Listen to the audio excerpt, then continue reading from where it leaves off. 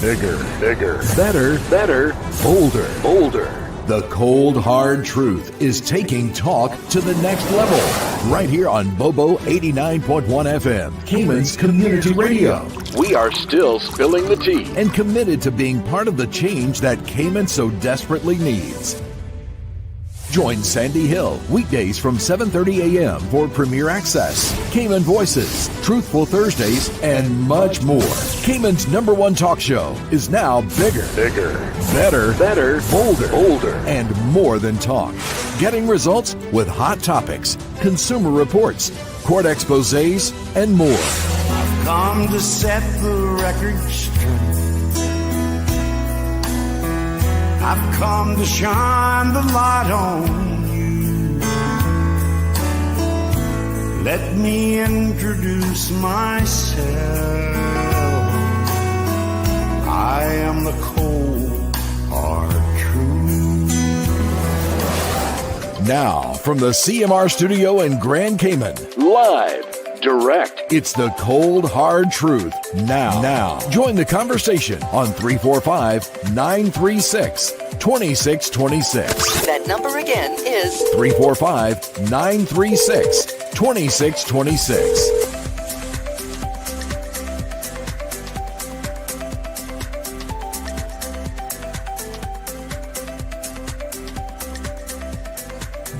Good morning. Happy Thursday. How is everybody doing this beautiful Thursday morning? Everybody's good? All right. Hope so. Hope you guys are great. Morning. Yes, I'm talking to you, Island Pearl.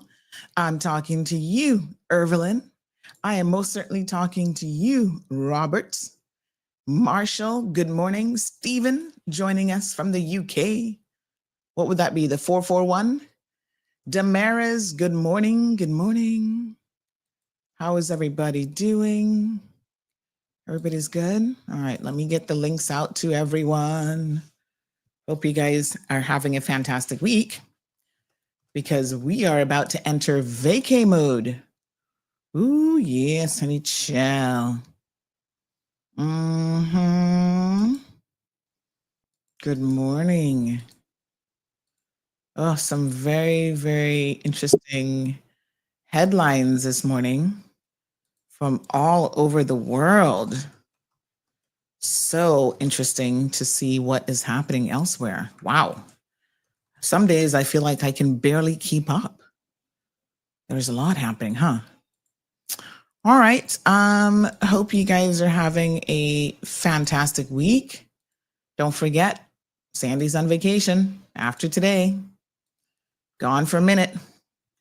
Gonna enjoy some much needed family time, a little bit of a break, relaxation, all the fun things. Join us on cmrtv.com. We are also on Facebook, YouTube, and Bobo 103.1 FM. So just sending out the links via our WhatsApp channel. If you want an easy and effective and direct way to get all of the news alerts and messages, do sign up and follow the WhatsApp channel. It's very, very easy. You just click on the link and say follow, and then you adjust your settings so that you're getting the notifications, because by default, the notifications are silent. Are you a Caymanian artist? Yes, you are. Then please, I just had one this morning. Reach out to me, because we are looking for as many Caymanian artists as possible to build out our collection of Cayman music. So one of the things that we will definitely be doing on CMR TV is having the opportunity for you guys to listen to local musicians of all different genres and types. Doesn't really matter to me. It should be clean music though. So young people, if you're doing all this rapping with profanity and stuff, you're gonna have to clean that up because it has to be clean for radio. So radio broadcasting standards, yeah. And we're gonna be playing this stuff at our Cayman Music Hour. I'm not sure if that's what I'm going to call it yet, but it's not a bad name. So I think, 1 hour a day even of local music with local musicians is not a bad thing. I'm sure we have enough music that we can put together that show. So reach out to us, info@cmrtv.com. Someone said this morning, oh my gosh, Sandy, I got a couple songs that I've written. Some of you love country music. Some of you love, soca, calypso, dance music, rap music. Like I said, as long as it's clean, that's fine. We'll take it. It's good to be able to demonstrate how much amazing talent we have right here in the Cayman Islands. Good morning to Miss Margie. We got Wee Wee in the house. Strong Wilt. Look at Mr. Anthony. How you doing, honey chill? AJ is here with us. Saying, Sandy, I'm on vacation starting tomorrow through Monday. Me too. Where are you going? Where are we going? I'll meet you there. Well, we're definitely sharing the same dates. But I'm not sure I'm going to be telling you where I'm going. Honey chill. I'm back on I'll be back here on the 4th as well. So yes, sounds like we had the same idea about which vacation dates to take anyway. So I'm excited. We recorded another episode last night of Throwing It Down with Chef Brown. OMG. Auntie had some lobster. Oh yeah, Cayman style, boy. That was so good. Oh my God. He cooks and then I get to eat it. Ugh, I think I overindulged though. Like seriously, it was so good. And the longer it sits there, the longer the seasoning gets absorbed, the sauces and all that good stuff into the lobster. So let it sit a little bit. Don't eat it while it's too fresh, because then it just gets a better taste. It's amazing. Absolutely delicious. Miss Patricia Blake and Olivia are also here. We've got over 200 people already on the live stream. Look at beautiful Miss Lisa. Hello, Lisa Prendergast. How are you? Jasara, thank you for joining us. Miss Ann. Hey, Miss Ann. Girl, I have not seen you in a minute. Are you in full vacation mode these days? Globe trotting and doing all that fun stuff? Oh, Miss Ann is so lovely. Sweetest little personality. Avril, look at you. Miss Vicky, thank you for joining us. Dominique is also here. Abby's checking in. KK, good to see you. V the Money Man. Now, V the Money Man, do you have this name because you got money? Or are you just manifesting it? Are you like, okay, if I pick a V the Money Man, then, money's going to come into my life? Or do you have it already? Curious to know. Inquiring minds want to know. Earlier in the week, we reported a couple celebrity passings. And listen, everybody's death matters. Somebody's like, when we did the one with, oh gosh, what was the one singer called again? Oh Lord, help me remember his name now. Not Def Leppard, not that group. Oh, what was his name? You guys got to help me out here. But when we reported him, someone in one of the groups that we share stuff with, they're like, what has he ever done for the Cayman Islands? I was like, calm down. Calm down. Ozzy, thank you. Ozzy Osbourne. Yeah. I was like, y'all need to just calm the heck down. We report on celebrity passings all the time. That's just the way the world is. It's news. And none of them have probably ever even, I don't know if he's even been to the Cayman Islands, but just relax yourself. We're just reporting it. It was really sad. I mean, obviously Ozzy Osbourne lived a full life and, he did his thing. But it was sad to see that Malcolm, who was only 54 years old and died under such tragic circumstances. And, the more I hear about his situation and the details, surfers actually jumped in and tried to save him. And the the people worked on him for about 45 minutes on the beach. They were really trying to save him. So sad because he was actually with his daughter, 8 years old. And they were able to save her and brought her to shore safely. But unfortunately, they were not able to save Malcolm Jamal. So, my gosh, I can't imagine how traumatized that poor child would be for the rest of her life, remembering bits and pieces of that incident. Just such a sad, sad situation. Gonna pray for that family for sure. But I was thinking to myself, I don't understand why people don't take these signs seriously. And because we have so many water-related deaths here in the Cayman Islands from tourists in particular. We had one this past week. A Jamaican lady was out fishing. I just want to remind people that, the ocean can be unpredictable. Water can be unpredictable. So please, if you see signage, most Caymanians kind of know which areas you really want to avoid.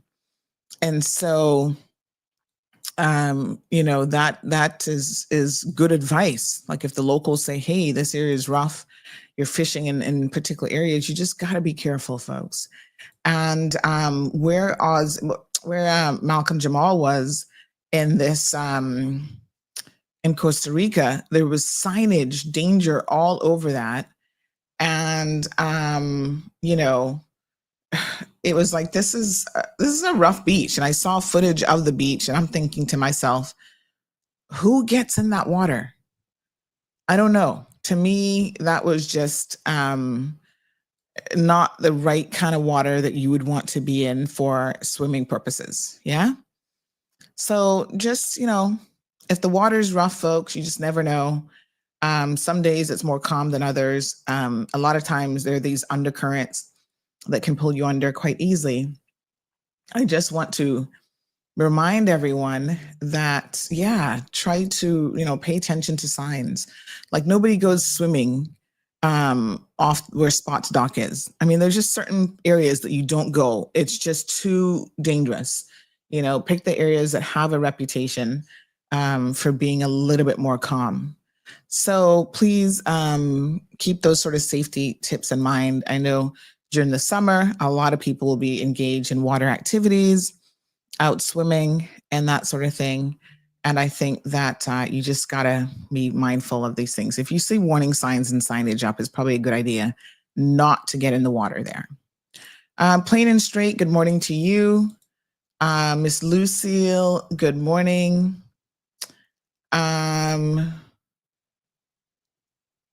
Yes, thank you for the positive messages. V the Money says, that's why I'm glad my mom took me to swimming lessons. Yeah, and listen, it's not even that sometimes you can't swim.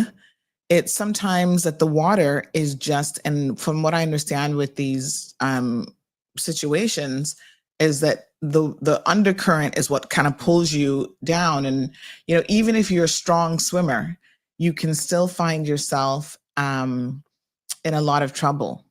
So, just be mindful that sometimes the best thing to do is actually not to go in the water at all. Yeah. That would be my recommendation. So there we go. All right. We've got a caller already. Oh, good morning, caller. Welcome to the program. No radio. No radio? Oh, what happened? Oh, shoot. That's totally my fault. I forgot to hit the radio button. Logical explanation this morning. Oh, my goodness. Give me a second. Let me play a little dingle, see if we can get it going. I haven't done my Sort 'em Out Sandy song in a while. Somebody was like, you should have a segment called Sort 'em Out Sandy. I'm like, we do already. Check this out. It's 2022, and CMR is taking... Yeah, that's why I don't play it, because it's no longer 2022. But we've been doing this since 2022. It's 2022, and CMR is taking talk to the next level. Are you tired of talk shows that offer no solutions for you? Talk, talk, talk. talk. And more talk? Here at CMR, we believe in action.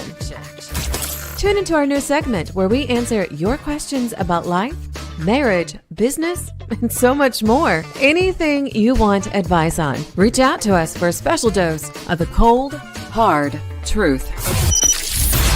Having a hard time with a business? Sort 'em Out Sandy is here. Relationship woes? Sort 'em Out Sandy is here. Confused by the procedures to follow? Sort 'em Out Sandy is here. Submit your questions via email to tips@caymanmarlroad.com, on WhatsApp or on Messenger. All right, folks. I think we're back. We're on radio. My apologies. That was totally human error on my part. Forgot to hit that button this morning. Ay, ay, ay. What a mess. Okay. Over 300 people on the live stream, though. Look at y'all. Lisa says, I'm not sure why strangers go into strange countries and their waterways. The ocean is a serious thing. You break the rules, you pay the price. If you do not know how to swim in a riptide, then do not go. Well, the thing about riptides, from what I understand, is you don't even know that riptide is necessarily coming. But, some areas are definitely known. Oh, gosh, I need a show phone. Oh, Miss Stacy. Let me message her. I think I was charging it outside yesterday. It's on the counter. So yes, a lot of times, people don't even know that riptide is possible in that area. I suppose a riptide's possible anywhere. Just be careful, folks. All right. Yaki says, hi, good morning. I'm always watching your podcast. I'm interested in working in the Cayman Islands. I know there's a lot of great opportunities. Maybe somehow any great job waiting on me. Working with great employer in restaurant business, hoping great opportunity comes along.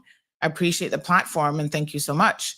From the Philippines. Well, I mean, I don't know about great jobs and great opportunities, but we're going to be talking about rogue employers here this morning with Jim. And I can tell you that some businesses are very, very difficult to navigate because people simply don't want to follow the rules. And we've seen even law firms who should know better. Everybody should know better, but they definitely should know better. We see them even a little cooler, just a little bit. Yeah. We see them even deciding to break the rules. So I'm not really sure what to recommend to you in terms of finding jobs these days.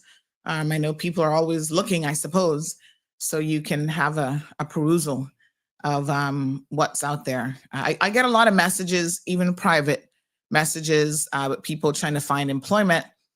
And I tell them that we're not really in that business. That's not what we do here. We're a news agency and talk about community stuff. But I do know that, I don't know if there's some kind of job portal for people. There's a job portal for Caymanians, but I don't know if anybody can just sign up for that. So I'm not sure where to tell you to even go and look. V the Money says, I remember seeing a crocodile while swimming in Jamaica. Scary. Oh my God. Did you guys see the video where these people were actually in some kind of pool? I don't know exactly where they were, but they were in they were in some kind of pool, and then this crocodile or alligator, one of the two, jumped in the pool with them at night, and they were so scared. They were like, what the heck, and they had to run out of the pool. So yeah, I mean, I can imagine that would give you quite a fright. Lisa says, 20 years ago, I saved a friend who was 6 weeks pregnant. We were on her fiance's sailboat, and the boat broke, and I had to swim in from the reef to the beach with her. Oh my gosh, scary. Marshall says you can be a good swimmer and still drown. I think that when people get caught up in rip currents, they panic, and that's how they drown. Yeah, there is advice on kind of how to handle rip current, but as Marshall pointed out, it's the panic that if you've never been in one before, that probably is very, very challenging to navigate. So, all right. So we're going to not delay anymore. We've got a guest in the studio with us. And so let me introduce Jim. He's actually a regular listener to the program. I'm sure that you have seen Jim in the comment section. Sometimes Jim calls into the show, and he is here to tell us that we really need to be looking out for some of these rogue employers and what his experience has been in relation to a particular one. Thank you, Miss Rose. She says, morning, Sandra. Don't be long on your vacation. We're going to miss you. So it's going to be a week, and then we'll be back in the saddle on August the 4th. Yeah. So we're going to be talking about a rogue employer. So Jim is going to give us some, insights into what he has found as an employee here in the Cayman Islands. And I guess we're going to hopefully take away from this that, wow, the system needs to be tightened up, because I think there will always be rogue employers, but the system probably needs to do a little bit more. Good morning, Jim. How are you? Good morning, Sandy. Good morning to your listeners and viewers near and far. Yes, so good to have you here. Thank you for Absolutely. So you called in a couple weeks ago, I think it was now, and my apologies for just getting you on. As you know, some days are busy around here, but here we are. And we are going to talk about what your experiences have been in the Cayman Islands employment market, but specific really to your last employer, because you've had a very, very interesting time with this person. So maybe we start at the beginning, and you can give us a brief rundown on how you came to be employed with this individual. And his name is George Kamal. What's his name? George?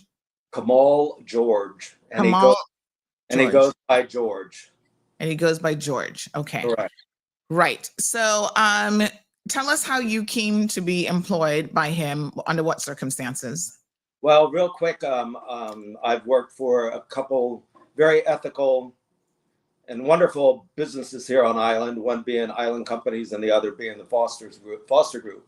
And I knew they were, one of the stores were going to be sold, and I approached Kamal knowing that he was looking for another store, but on the waterfront, ground level, because he does have two right now on Fort Street. So I approached him. We went back and forth a few times. I did a lot of work for both parties, and then I put those two parties together to finalize the transaction. Kamal brought me on board based off of the recommendations from the previous owners. Due to my experience, my contacts in the industry, how long I've been in the industry, and what I've done for the industry and for the businesses. So we went back and forth, like I said. Can I just pause you there for a second? Sure. I mean, I was having a look at his LinkedIn profile, and I'm curious as to how he seems like he came here by way of India. Correct. And I'm curious as to how he actually is a business owner in the Cayman Islands. Do you have any idea how he's come to own businesses? Yes, he is 40% owner. He has a 60% Cayman business partner. He made it sound like he was the owner, so I was under the assumption that he was Caymanian. I asked a couple questions that made me believe he was Caymanian. And then one day, a young lady walked in the store, introduced herself, let me know that she was the partner in the business. And I asked what business, and she informed me she was partners with Kamal. And I was surprised, to be quite honest. And we ended up having a very, very interesting conversation. She is a silent partner. She does not get involved at all, apparently, for whatever reason. And I was concerned for her when all these allegations started taking place. Mhm. Excuse me, because she is a lovely individual, or at least I thought she was. So Hmm. he has PR. He does not have status, but I know he's trying to get his status, and that's another one of the reasons Interesting. I wanted to Because have the station. yeah, he seems to have had a quite an interesting trajectory. I mean, he has been here for a number of years, but he was in the jewelry business. I see that he studied at I mean, it's kind of all over the place. He says he's from Georgetown, Cayman Islands, which isn't exactly true. Looks like Right. he's from Goa, which is an island off of India. He Correct. lives in the Cayman Islands. He studied at Goa University. It says here that he studied at higher secondary education, studied at the Gemological Institute of America. So he used to work in jewelry stores, but then he also studied at Seascan Maritime Academy. So he's like done things kind of all over the place. According, like I said, according to his profile here, I mean, I don't know how much of this really to believe, but you go from gems to maritime to telecom. So he was a former assistant manager at Reliance Telecom, and then former sales manager at UB Group. I don't know what UB. Then he worked as a sales assistant at Reliable here in Cayman. Then he's done Holy Grace Academy of Management. He was an assistant placement coordinator. Then he was a store manager at a jewelry store. Then he was a general manager at Jeevan Limited. And his profile says he's also a digital creator. This That dude is all over the map in terms of what he does. that Like that what? that business that the stores are under is Uh-huh. Jeevan, Jeevan Limited, and then it's TA Blue Iguana, Two Blue, and Cayman Gifts and Souvenirs. Yeah, but I'm just like I said, it's curious to look at his work in Right. education history. And you know, I mean, I've obviously done different things in my life, but he is really all over the place. So Yeah. that Yes. kind of Knows everything but knows nothing. oh gosh, what a hot mess. Okay, well, yeah, all right. So he gets into business with a Caymanian. Mhm. And you've since said that you've discovered, you know, who she is. Correct. Ay. What, you know, what is, I mean, we'll get to what she has to say about this, because you can't, as a Caymanian owner, just pretend, even if you are a quote unquote silent partner, you can't pretend that your partner is breaking the laws of the Cayman Islands and you're not prepared to do anything about it. Well, when I brought it to her attention, what was going on, what my findings were at that time, she knew nothing about it at all. Nothing. Well, Lisa says he just bought a house next to me. He's a nuisance already. Hmm. Lord. All right. So, okay. So the two of you, he hires you. What was your position that he hired you for? General manager.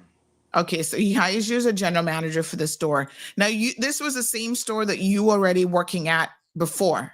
Yes, that was the one store, and then also took on the other two stores to revamp them, redesign those two stores, just change the whole concept of the three stores, making the three locations different from each other so we could play off of each other.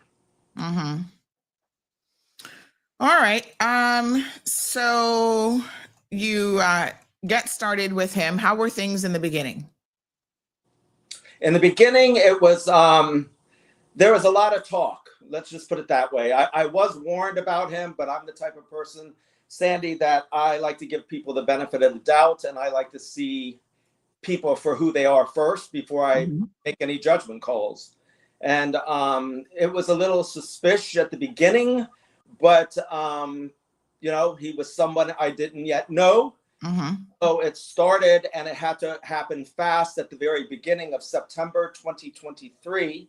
I had a trade show to go to in Orlando, one of the larger trade shows. And so I let him know, if you want to do this, I presented him with a business plan. He was all for the business plan. I said, George, I've never been given a budget by other companies before because they know how I buy. And for the most part, I am a conservative buyer. But him being a new employer, give me a budget. He said, what do you need? I said, $250,000. And I was looking at it for 3 stores over a period of time. So it averaged out to like $67,000 a store. And this was for season, which is nothing, really nothing. So he said, okay, do whatever you need to do. So I went to the trade shows. I worked and worked and worked nonstop for 3 days, came back excited, wheeled and dealed, made incredible deals for him and the company. They did it based off of me and my character, my face, my name. They knew nothing about Kamal George or Javon Limited. So I came back. I was excited. I got him terms with many of the vendors, anywhere from 60 days to 120-day net terms, which a lot of places don't do anymore. So he said, well, go ahead and bring in the product that you have terms with. I was like, okay. So I did, which I thought very strange. And I was asking about all the other merchandise. We've got season. We've got to be ready. You money. Well, he just kept on dragging his feet, and it continually dragged his feet. So when I got back, he told me that he wasn't honest with me, that he ended up having to spend $80-some thousand for his daughter's education, college education in the UK. And he had to take $300,000 to put down on this house that he bought. But he wasn't going to put any money into the house until after season, which again was yet another lie, because he took money from the business left and right just to do work on the house. Okay, so as a general manager, I mean, there wasn't money to pay the vendors. It was a battle, and embarrassing for me, because I guaranteed, based on his word, that these vendors be paid within a timely manner. Yeah. So your reputation now, you're saying, was on the line. Yes, it was. Because you had on what, working off of what he had told you, essentially, you had made certain purchases, and basically these purchases were done on account, so to speak. And at some point, you got to pay your bills, even if you do it on account. Correct. And so as general manager, they're all looking at you to be able to pay these bills. And did he actually say to you, I lied? Because you said he admitted that he lied. So did he use those words, or what? He did say in a meeting after I got back from the trade show, we were up in the buying office. And he did say his words, I have to admit something to you. I lied to you. And that's when he said that he had the I think it was $86,000 or $87,000 he had to pay for his daughter's college education in the UK, and $300,000 he had to pay for a down payment on the house, but not to worry about it. He guaranteed me more than once, guaranteed me, Jim, I've got it. Don't worry about it. I have your back. Because when I first joined forces with George, I said to him, nor anyone else is going to mess with my character within the industry. I have an incredible name within the industry that I've been involved in my entire life. I have built relationships that are incredible.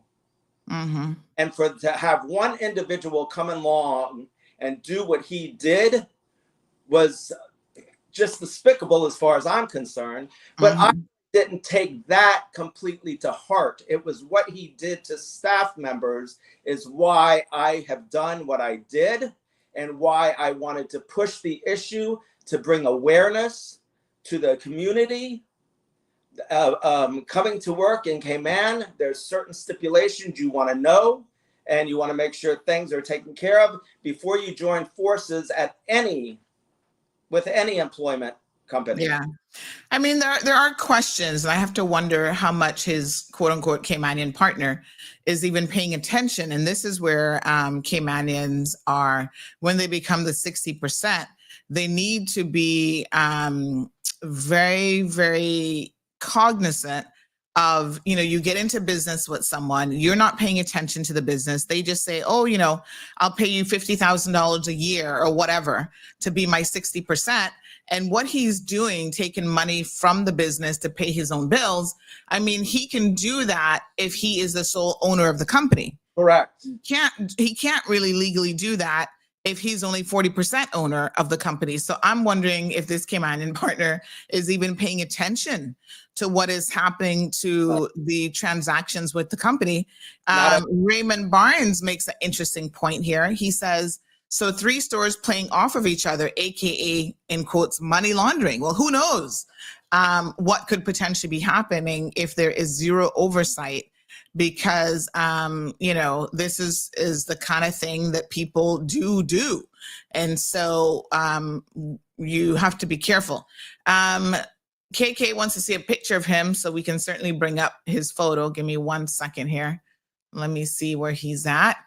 You definitely have credible documentation that I provided. Yes. And we have seen, thanks for mentioning that, because we have seen all of the documents, and Jim has done a very good job of putting together, his documentation. So once the red flag started, Sandy, I was going to say, when somebody says, I lied to you, that is obviously a red flag. Right. At that point, what were you thinking? I don't really know what I was thinking. I was a little angered because I knew that I had just come from a show, making deals, swearing on Kamal George's character, and only to find out that he's a liar. And I found out over time that whenever he opened up his mouth, 9 times out of 10 was a lie. Wow, that's a lot of lying, 9 times out of 10. All right, so he says to you, he's got to pay $80,000 for his daughter's school fees.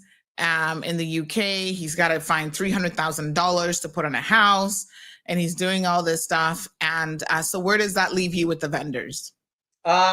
Pretty much hanging, because like I said, he asked me to bring in all the merchandise that I had agreed terms with.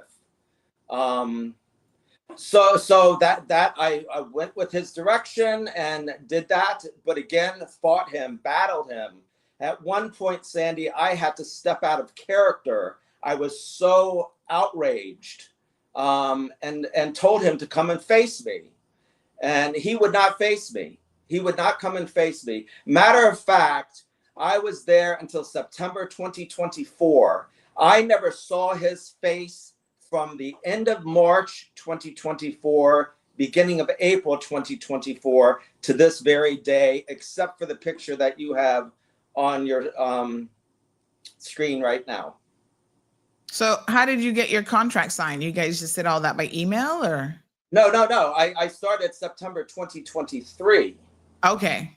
So we were working very closely. I was working day. I was working in the evening hours here at home. I was working on the weekends, just trying to put together 3 stores, 3 different looks, 3 different price points. Because that if you look at downtown, souvenir related, resort related, everybody's the same. There's nothing, going into one store, then you go into the next store. One might be bigger than the other store, but it's all relatively the same merchandise. I had merchandise in Blue Iguana that was a step above, and I was told on numerous occasions, well, the staff was, that it was the nicest shop on the waterfront. We had quality merchandise. I was bringing in sustainable goods. We had an incredible following here in Cayman.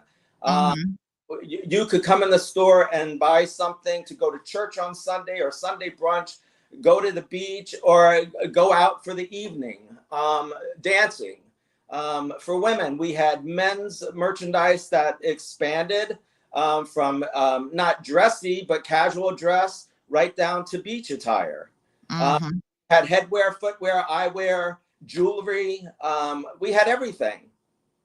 Mm. We really built an amazing clientele with the previous owner until Kamal came on board and decided that he could not afford, or he just wanted to go the cheaper route, which that's what the stores are now, are the cheaper route. And we lost every one of our local customers that we had built. Wow. Okay. So you've got someone who is, making questionable business decisions, but at the end of the day, there are people who will say, well, it's his business. I mean, if he wants to run it into the ground, that's fine. Your major concern with this part of the story is he actually has impacted your reputation in a negative way, because now, someone for yourself who's been in the industry for a very, very long time, you've now got, industry partners and others who are like, we can't trust what you say because all of a sudden our bills are not getting paid. How much money did he have outstanding to these companies? Do you have any idea? I couldn't tell you the total dollar amount. Some of them weren't large numbers. Some of them were, several $1,000s up to $5,000, $6,000, $7,000. No, but these were multiple vendors, suppliers that he owed. And matter of fact, at different times, he told me to use the credit card. He gave me the credit card number, and he said, go ahead and process it. I would contact the vendor, and they would try to put it through, and his cards were declined. And that happened also on numerous occasions. Wow. And George, no, we can't operate like this. So matter of fact, when season came around, when it rolled around, and we all know that COVID changed everything. COVID changed the world. So I quickly adapted to that change with the previous owners and created the store that the store was when Kamal bought that store. And so I had taken it to a level that I was proud of. The employees that worked there were proud of it. The people who shopped there loved the energy, the vibe, everything about it. And it just was a situation that was very disappointing, really heartbreaking, to be quite honest, because I did put so much time and effort. I'm a planner. I don't just spin my wheels and just go here, there, and everywhere. I'm definitely a planner, and I'm a visual planner. So when I go to shows, I put and create, what's going to be displayed and how it's going to be merchandised and how many spaces I have available. I don't just go buy just because I like something. That's not a good buyer. So yes, this impacted me. But what really got me, though, it didn't impact my pocket. Let's put it that way. My pocket's not important. My character is what's important.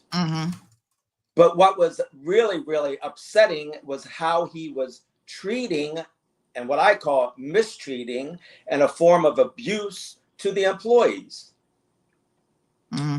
His girlfriend, who is a work permit holder,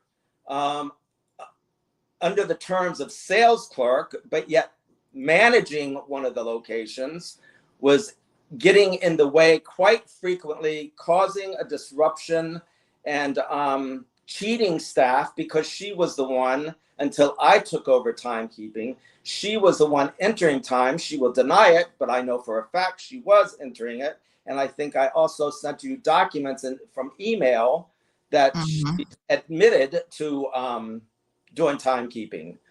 So it was basically minutes that she was shortchanging the staff, but they get paid every 2 weeks. And if you get shorted minutes every single day for 2 weeks, that adds up to hours. And when you're minimal pay to begin with, and he wanted his employees at his beck and call, literally at his beck and call, and shorting them when they're having a difficult time already to make ends meet.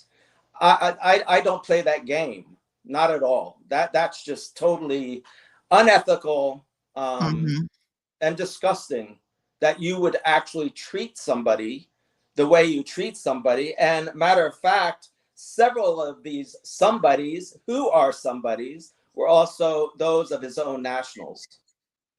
All right. So he had the girlfriend working in a position that her work permit didn't allow for. Correct. And you had, you said evidence of that, which was provided to the authorities, WORC, and we're going to get into your complaints here to WORC. So how does he go? Is one of the stores Effie, the jewelry store? He was managing one of the Effie jewelry stores. Okay.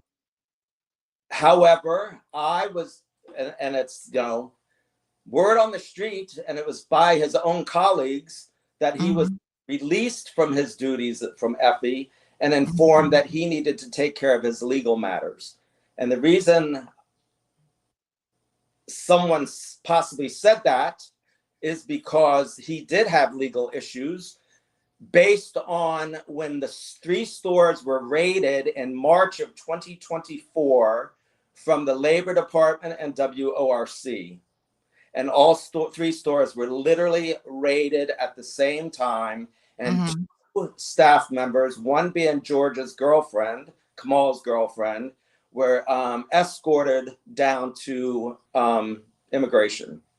So when was he let go from Effie? I'm not exactly sure. Okay. It was in relation to that raid, is what you're saying that you're hearing? No. I think I'm just guessing, Sandy. I think sharing his information with Effie based on time he needed off, or even possibly to borrow money. I have no idea. I know I know who his attorney is. So I have no idea what he was being charged for attorney fees. All I know is when the 3 stores were raided, all staff were questioned. I wasn't even there. However, I was questioned after the fact. Again, I'm going to use the term numerous of times. I know who turned Kamal in at that time. And, they just brought me, questioned me. And when they question me, I'm not going to lie to government.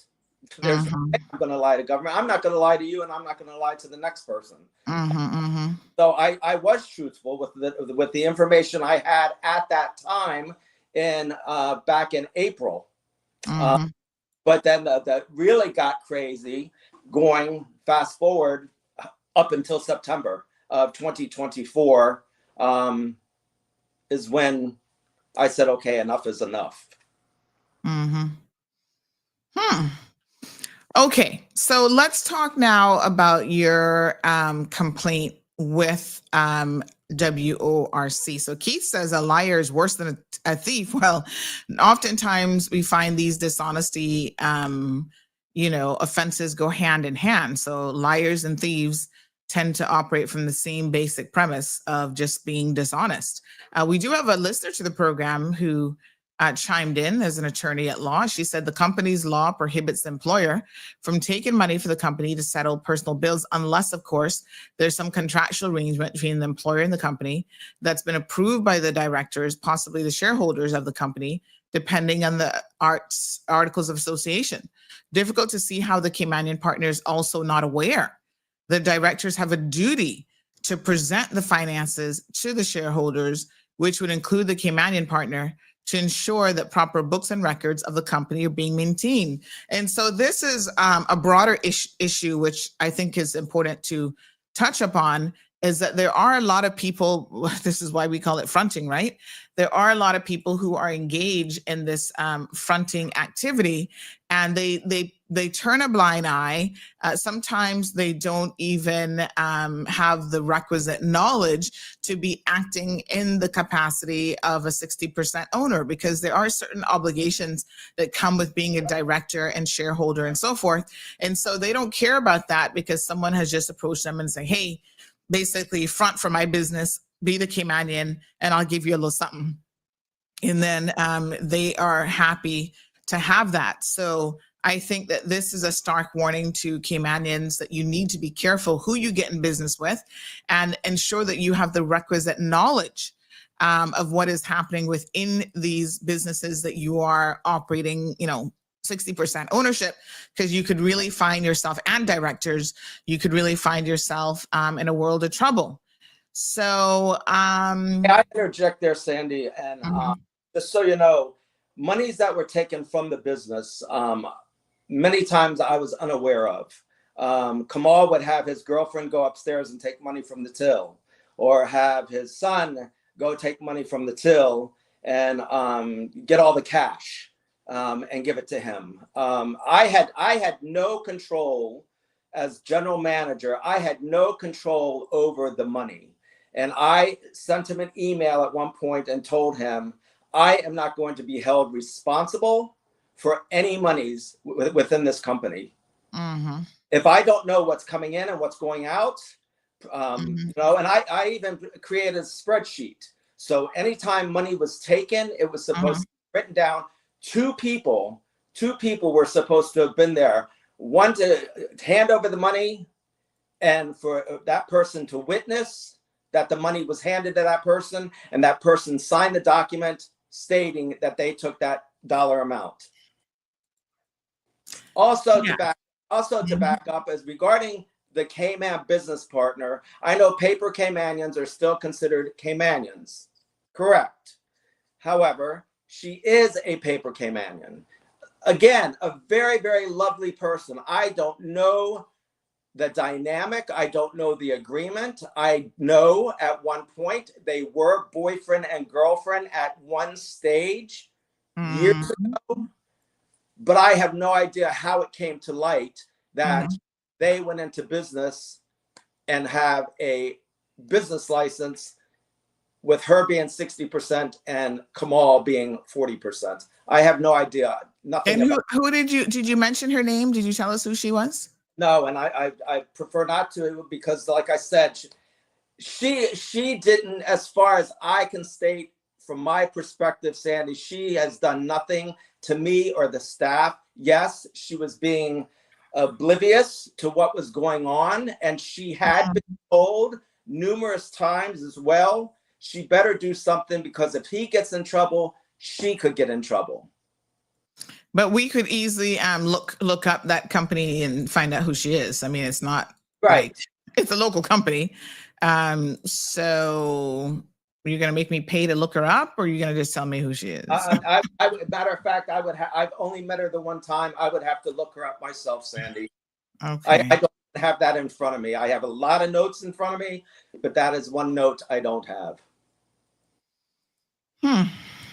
All right. So he's got a number of children. Do you know how many children he's got in total? 3, 4 kids? He has one in India. And he has 2 here. Okay. Right. All right. So let's talk now about what he was Review the Money says the Caymanian shareholders probably in on it, to be honest. I mean, I think you're giving her a lot of the benefit of the doubt. And I think at best it's willful ignorance, which isn't permitted when you're in certain capacities in law. At worst, she's probably very much aware of what he's up to and simply doesn't care. I really don't think there's any monies exchanged between the two of them. I don't think she receives a monthly amount. I mean, I would be surprised if she does, but I doubt very seriously that she does. So what is she getting out of it? I just think it was a business agreement of convenience. Well, even a business agreement of convenience is still a business agreement, and you have to be getting something out of it. So I don't know what the convenience is, but normally, unless you're in some sort of personal relationship with this person, it's going to be the type of situation where she's getting some sort of compensation. And like I said, at one point they were Uh-huh. boyfriend and girlfriend. Okay. All right. Well, we're gonna figure out who she is here in a second. Someone says that they kind of feel like you lost credibility by not being willing to name her because the act of fronting is actually illegal in the Cayman Islands, and this looks very much like she's fronting. I made myself perfectly clear, Sandy. I do not have her name in front of me. I would have to look her up the same way. I'm not trying to cover for her. I don't know her. I only met her the one time. If you want to say I'm not being credible, that's on you. I know what I'm saying, what I'm speaking, and what I'm speaking is the cold, hard truth. All right, we will certainly look her up. So, all right, let's continue. So, he has listed that he's the general manager of this company, but you were saying that you were the general manager? Yes, I was. All my emails sent out to him.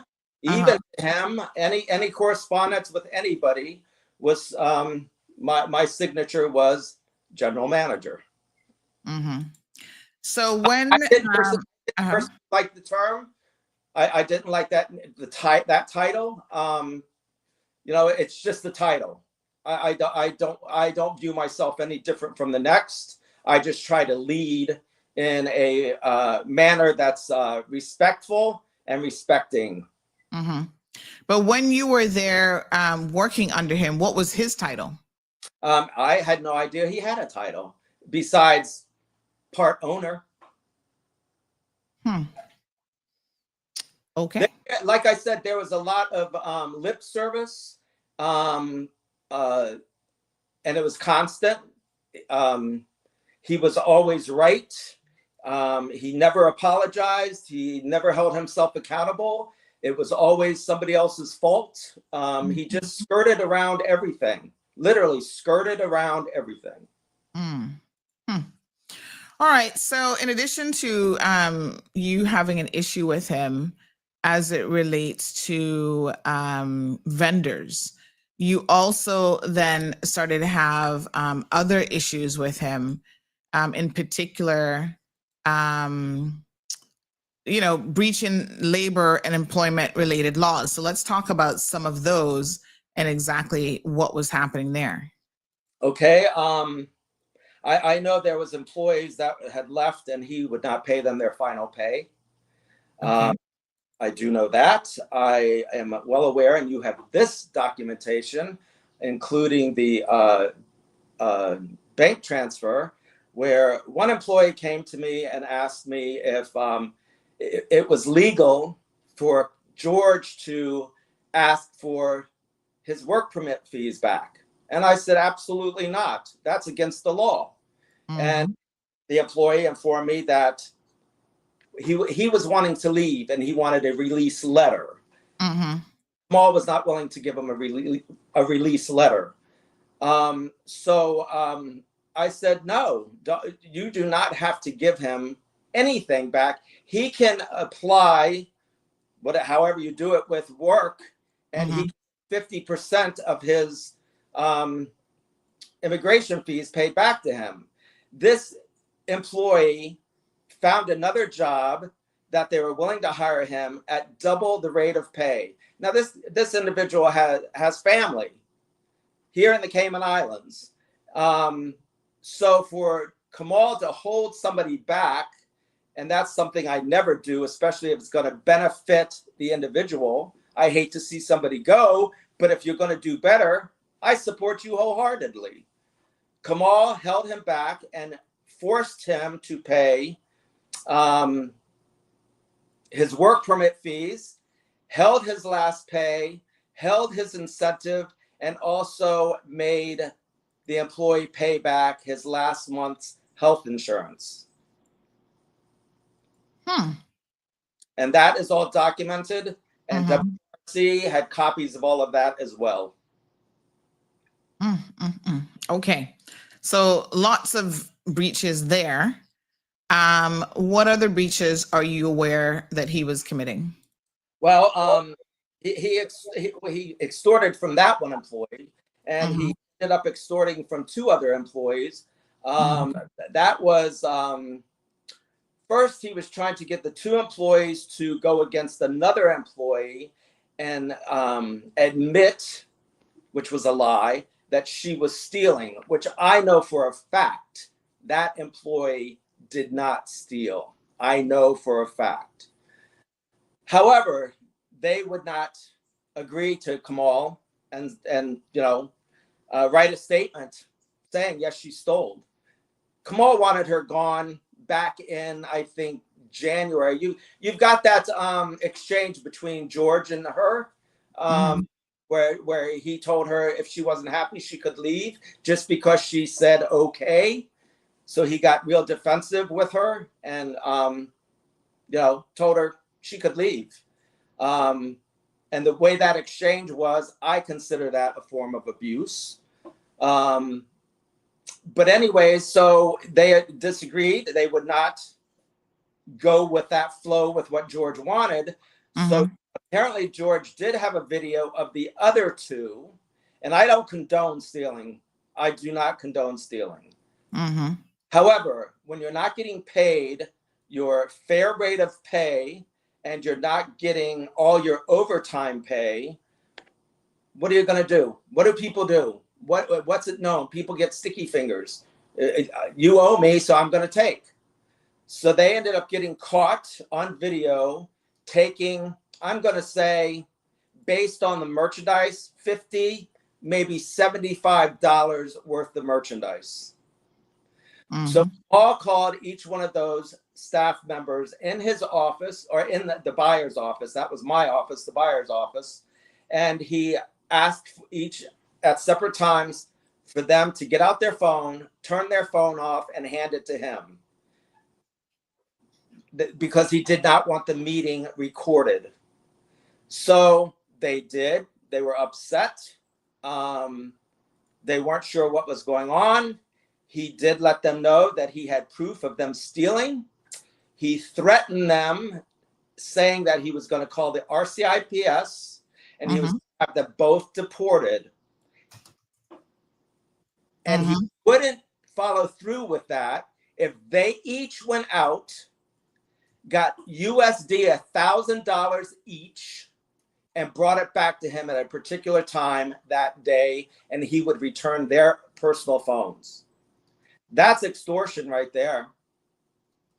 So let me just understand this because this is a little bit confusing. So they stole merchandise around how much did you say? I'm going to say no more than $75. Okay. And this is what clothing? What kind of merchandise are we talking about? That was in the I'm going to say less expensive store, the cheaper store. It was Cayman Gifts and Souvenirs. Okay. I think they got a towel. Instead of going to the police, because I mean, if somebody steals from you, you go to the authorities. Right. So instead of going to the police, he then tells them that they have to pay him $1,000. Yes, USD. Give me your phone. Shut them off. You'll get your personal phones back when you bring me the money. And I mean, they were there shaking. They were there crying. They were freaking out that because some of these people just are they're afraid. They're afraid. So instead of him saying, pay me back what you stole, which that's fair, that's logical, but to turn around and say, you bring me back $1,000 each. So they had to run around and borrow from whoever they could beg and borrow from to get this $1,000 a piece. And what did he tell them the $1,000 was for? He didn't say. It's obviously not for reimbursement of what he took. So he would not contact the RCIPS or have them deported because we know that here some employers will use that term deportation. And it's a threat. Okay, so they paid, and they went and found the money and paid him $1,000. They paid him $1,000 each. Kamal drew up himself 2 letters of resignations. George drew those up, composed those, then had the staff after the fact sign those, covering Kamal that they were quitting the job. All right, we have a caller on the line. Let's take this caller. Good morning, caller. Welcome to the program. Morning, Miss Sandra, and morning, Mr. Jim. Morning I'm there. listening this song like a hot mess, and just looking at and see he look like a crook. Is he still here? He need to give him status. He need to go. They need to give him a plane ticket. This is really ridiculous. I know the Blue Iguana store. I don't know if that guy, well, the one that used to talk, because they had a nice there, and I buy a lot of stuff, yes, because one of these guys that had nice stuff, and I recommend that to a lot of people. I think that's the one that was between the church and on Waterfront and correct. Shoes, and I took my 2 Barbados friends when they were here, and they were crazy. They bought a lot of stuff, and because they used to have nice hand back then, they had like a upstairs, and my daughter bought a lot of stuff from there. That was really a nice store, different stuff, like he said, from other ones. But if I knew that was for a cook, I wouldn't have spent not even a 1 cent up in there. Jesus, this is a mess. Well, at one point it was owned by the Fosters, and then they got out of the business. So they sold it. Yes. Well, I know one girl that wasn't there. She was nice. She had known me. And then it was like, I don't know if it's the same guy, if he used to be up in there, but it was a nice guy, speak similar to him. I don't know if he recognized my voice, but, and then I think they had one store down by Sandbar too, that used to sell souvenirs. Was that the same company? By the Sandbar that used to sell souvenirs? Is that the same company? That was called Two Blue at the time. Yes. Yes. Well, I bought a lot of. They had a lot of stuff too. I bought some like knives, and I bought like knives and stuff there for my nephew with the name on it and stuff. They had a lot. We bought a lot of stuff there too. Them stores were really nice. Yes, and because I remember they had this big sale after the pandemic. They had this big sale on T-shirts and all that, and I took a lot of people there. He got a lot of business out to me. But, but whoever he is, he's a cook. He don't need no startup. He need a plane ticket. They need to get him out of here. No, son. Need people like that wrong. But boy, I tell you, you can hear some things when you're listening. No, son. Tell you, there's wicked people in this world. No, son. Crook. Thief. You could look at him, see how he stand up. He look like a crook. Indian crook or wherever he is. So he need to go. All right, my dear. Thank you very much. I appreciate it. So, wow. All right. So not paying employees, you say, taking money from them because they had stolen, and then extorting money from them. And there was no employee contracts when I came on board in September 2023.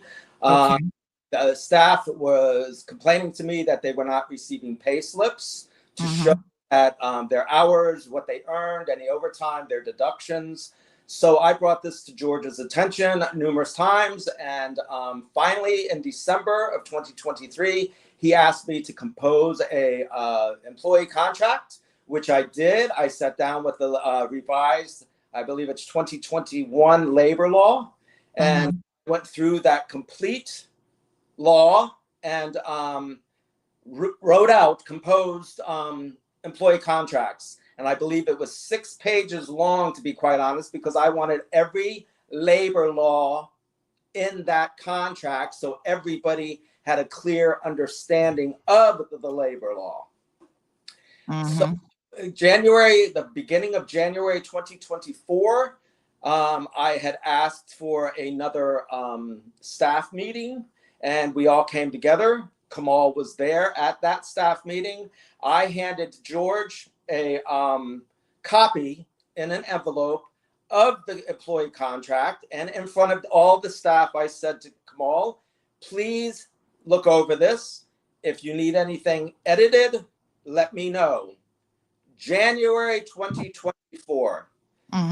June 2024, and I had asked between the time about the contract, June 2024, Kamal asked me for another copy of the contract. Apparently he lost it. Okay. So I emailed him a copy of the contract. July 2024, he informs me after immigration had looked it over, and I have a copy of the email from immigration stating that the contract was approved. There was just one little area that they suggested changing, but it wasn't needed to be changed. It was approved by immigration. George tells me that he's sending it to his attorney for his attorney to approve. What does your attorney approve after the immigration already approved it? To this date, I know September 2024, there were still no employee contracts. And I wouldn't be surprised if to this very day, there still aren't any employee contracts. Wow. Okay. So that right there is an infraction of the labor law. Employee contracts. Pay slips, another infraction of the labor law. No pay slips showing where your money is going, how much you make, and how much is being deducted. I also composed a contract for all the local vendors in Kamal based on them, local vendors, wanting their money. You know, some of them were coming back to me, pleading with me, Jim, see what you can do. Jim, see what you can do. I would be in touch with George. George, come on. They have to pay these vendors. If you still want more merchandise, then you have to pay these vendors. He would not sign that contract. He would not agree to sign the vendor and the company contract, the agreement that I composed. Wow. I mean, he was managing the jewelry store, and you know, I have to wonder where someone thought he had the ability, if he's not even keen to sign contracts, which is a usual and ordinary part of doing business, employment contracts, vendor contracts. How is it that his business partner, again, this supposed Caymanian, believed that he was a person worthy of getting in business with? I am a little bit confused. You and me both, Sandy. You and me both. And I was having to look at everything over. Many times I was having to scratch my head. I was, I got to a point where it was just out of control. It was out of control. This man was completely out of control, and his girlfriend was supporting it. And that was very aggravating for me, because I would go to Kamal and explain things to Kamal, and he would say, well, talk to her. And I would talk to her, but then he'd take her side. So it was a constant friction there. He asked me to mentor his son, which I did. I don't think I know I did everything I needed to do for the success of his businesses, but it was a constant battle, a constant brick wall, a constant fight, a constant everything. And it got to the point, to be quite honest with you, and I said to you, mentioned to you, I was seeing Dr. Lockhart for my grief counseling after losing my mother, my sister, and several other losses, major losses in my life that I was having a difficult time with. So one day, Dr. Lockhart looked at me and he said, Jim, have you ever noticed you went from this side of things and all you talk about now is Kamal. Mm. And he was very interested in hearing what I had to say.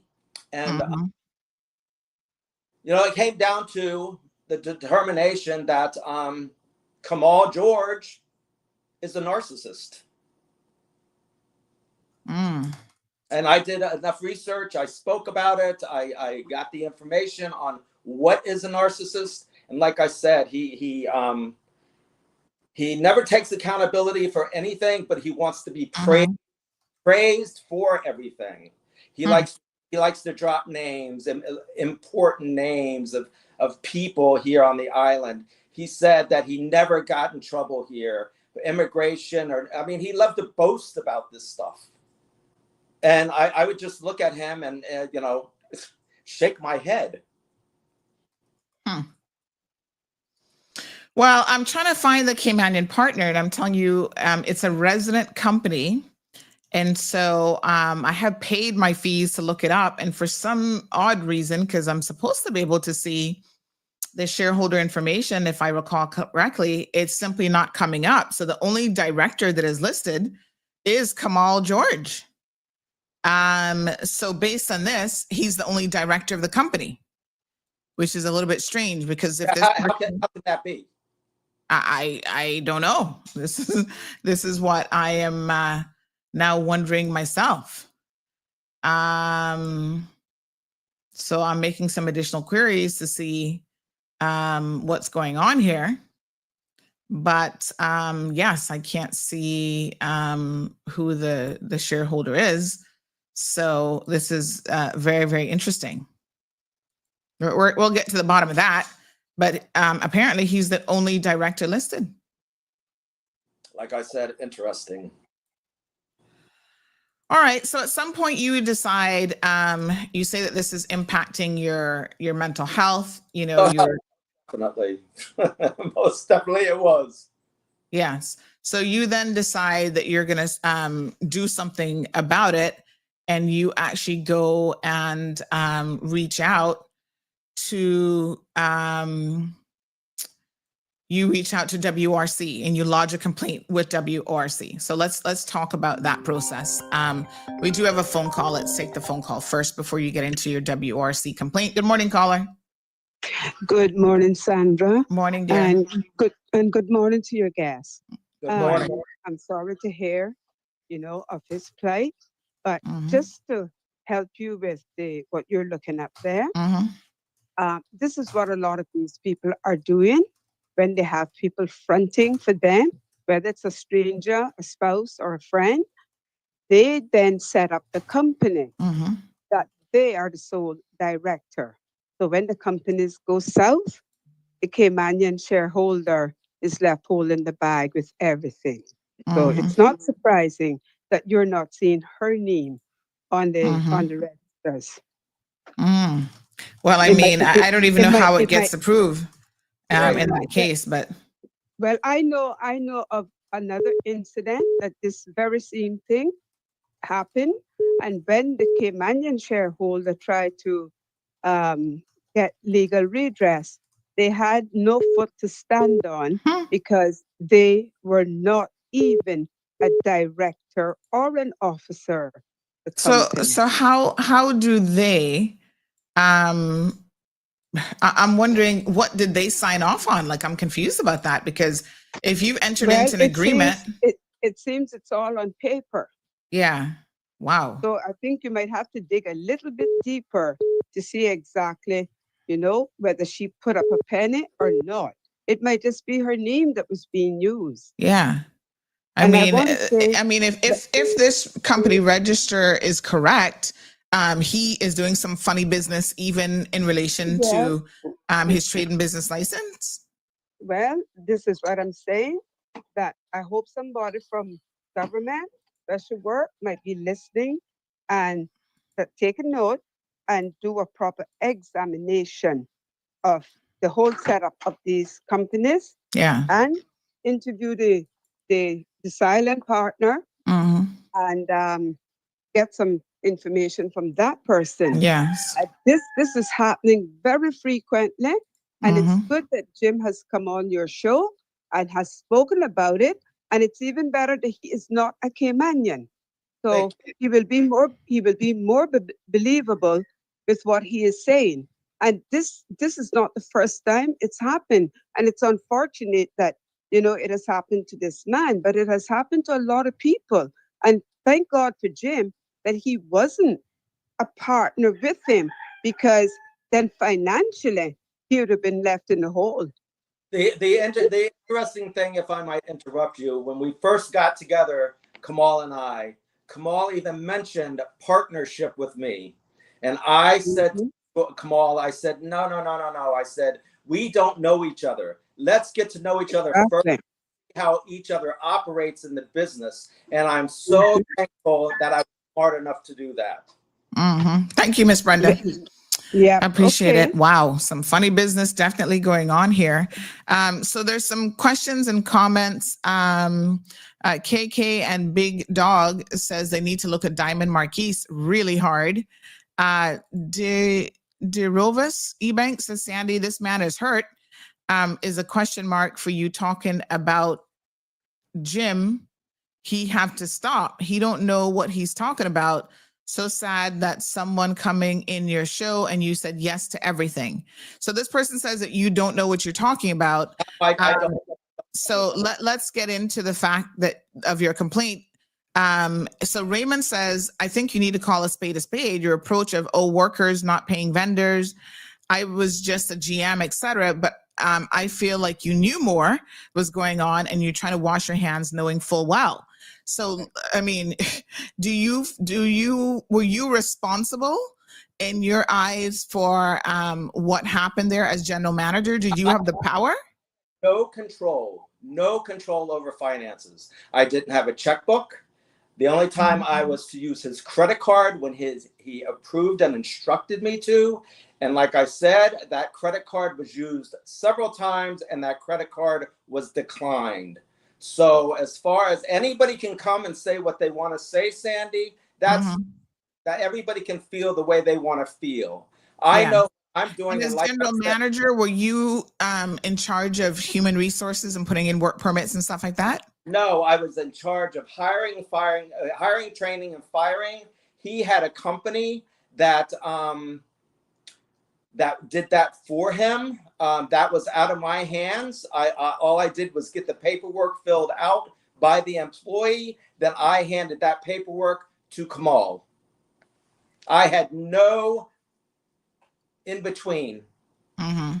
None. And I had mentioned to you about the one company that I had to be concerned about that came in through customs, and there was 2 different documents. That was a company that George Kamal would not allow me to have any participation in whatsoever. He would not give me the name of the contact. He would not allow me to get involved with that at all. He just said, let me take care of this and watch what I can do. And those is it possible that he now has Cayman status and maybe that's why he doesn't even need a Caymanian partner? I mean, somebody said. I know he was working toward getting Cayman status. Looks like they probably gave it to him. This is one of the reasons I wanted to come forward, because realistically for me, is this what Cayman wants? Are these the type of people that the Caymanians want here? I support Cayman. I support Caymanians. I've been here since, first came here in 1993. I moved here in 1995. And you know me, Sandy, what you know of me, I am in support of Caymanians. I fed 40 less fortunate families one year for Christmas. I went out got donations. I was on the radio talk show to collect donations to feed 40 less fortunate Caymanian families. If I'm going to live here, this is my home. I was invited here. I respect the land. I respect the people. And I'm going to fight for what I believe in my heart of hearts that is right and proper. So if anybody wants to come at me, please feel free to do so. I know who I am. I know exactly who I am. I don't have to explain myself really to anybody. I am just trying to make awareness that this has taken place in Cayman. And before immigration laws are changed, this was a time that this is what needs to be heard so they can make final decisions on immigration. That's why I'm here. I'm not getting anything out of it. I'm not getting money in my pocket. I'm trying to fight, and I told the staff members, I will support you. I will do anything within my power to help you and support you through this whole process of them being crapped on. All right, this listener to the program says, good morning, Miss Sandra. Tell Derovis don't make you pull her file about you don't know what you're talking about. Ask her she's from Cuba. Lord Jesus. Yes. Another person says that's strange that he's the only director, because if he's not Caymanian, he falls foul of the TBL requirement of 60/40, or he has Cayman status and no longer needs a Caymanian partner. And because ROC and DCI systems don't speak to each other, these things change and DCI is often not notified. So they're saying that that's a possibility. Although lately DCI has been requesting all of this information at the time of renewal.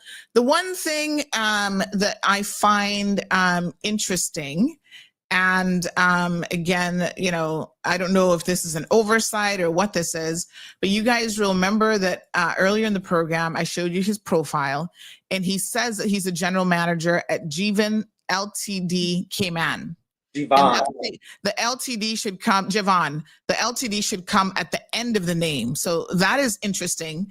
But when I looked up the company that is actually registered is just Jivan Limited. There is no Jivan Limited Cayman, and there's certainly no Jivan Cayman Limited. So I wonder, the name change, is it a situation where he used to be partners with this person? But as you can see, this company was actually formed in 2017. So it seems to be the same company, but I'm a little bit confused. As the managing director and 40% owner, how can he not even know the proper name of the company? Why is he calling it Javon Limited Cayman on his profile here? And the company name is actually just Javon Limited.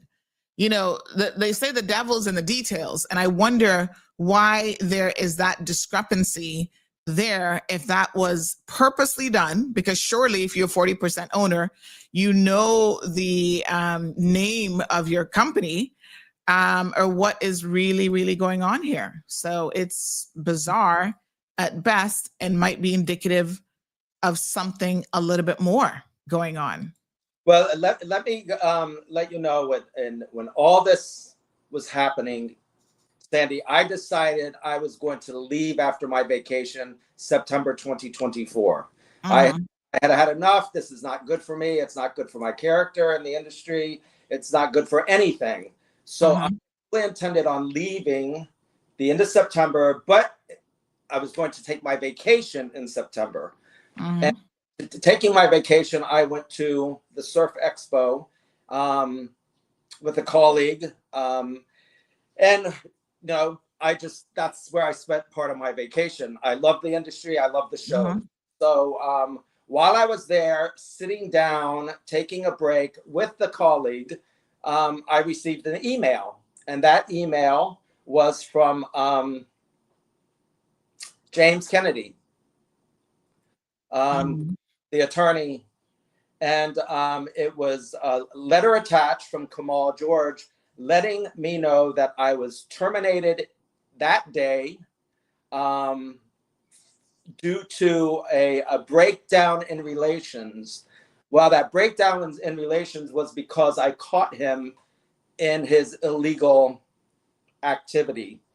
And the illegal activity being what you allege? Extortion. Going back to the extortion of his workers. All the infractions. So when that incident happened, you spoke to him about it? Say that again, I'm sorry. When the incident happened with the alleged extortion, did you speak with him about it?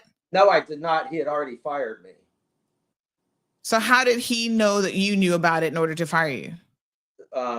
No, the extortion part with the other two employees came after I was fired. They let me know, the staff members let me know what happened. All three staff members, the one that he was trying to get the two to go against the one, and then what he did to the other two. And matter of fact, the one that he tried to get the other two to go against, she and her husband went to the RCIPS and filed a complaint against him. So what was the breakdown? I'm a little bit confused. You said the breakdown of the relationship because you knew about his illegal activities, which you then said was the extortion. Or am I missing something here?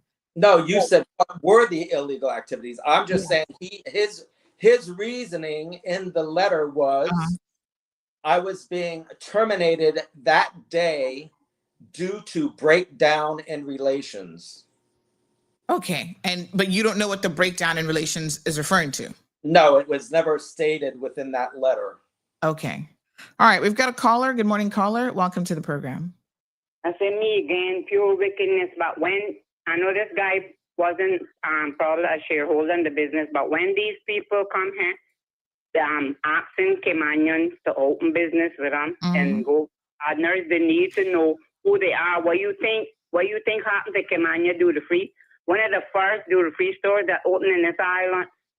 And Harriet told me herself, I don't think she mind me calling her name. Who you think put her, she told me she in debt, that she'll never ever get out of the bank. Who you think put her on that? The people that own, that paying her, whatever that own paying her, perfume store in Victoria's Secret, bankrupt her, another crook, and he's still here. So these people need, that's one thing I could say with Mr. Norberg. I could call his name when I remember working with him, and when they come here, they ask him. First thing he was checking them out good, and he was them what in it for me to get. And if he see or think that it wasn't nothing, like concrete, and for him to get, he wasn't going in no business with you. All right, my dear. That's what happened. And it hurt me. You see, either Caymania do the free left wrong, huh? Gone. That's what she thought. He thought, and then she had not the one back by way the old Royal Bank was, or old Battlefield was out there, and that went somebody got that still about some. And then she only had the little one on Royal Watland. Now that gone. There is no Caymania do the freeze in Ireland no more, and that's who put them out of business. Victoria's Secret owner and paying her perfume store.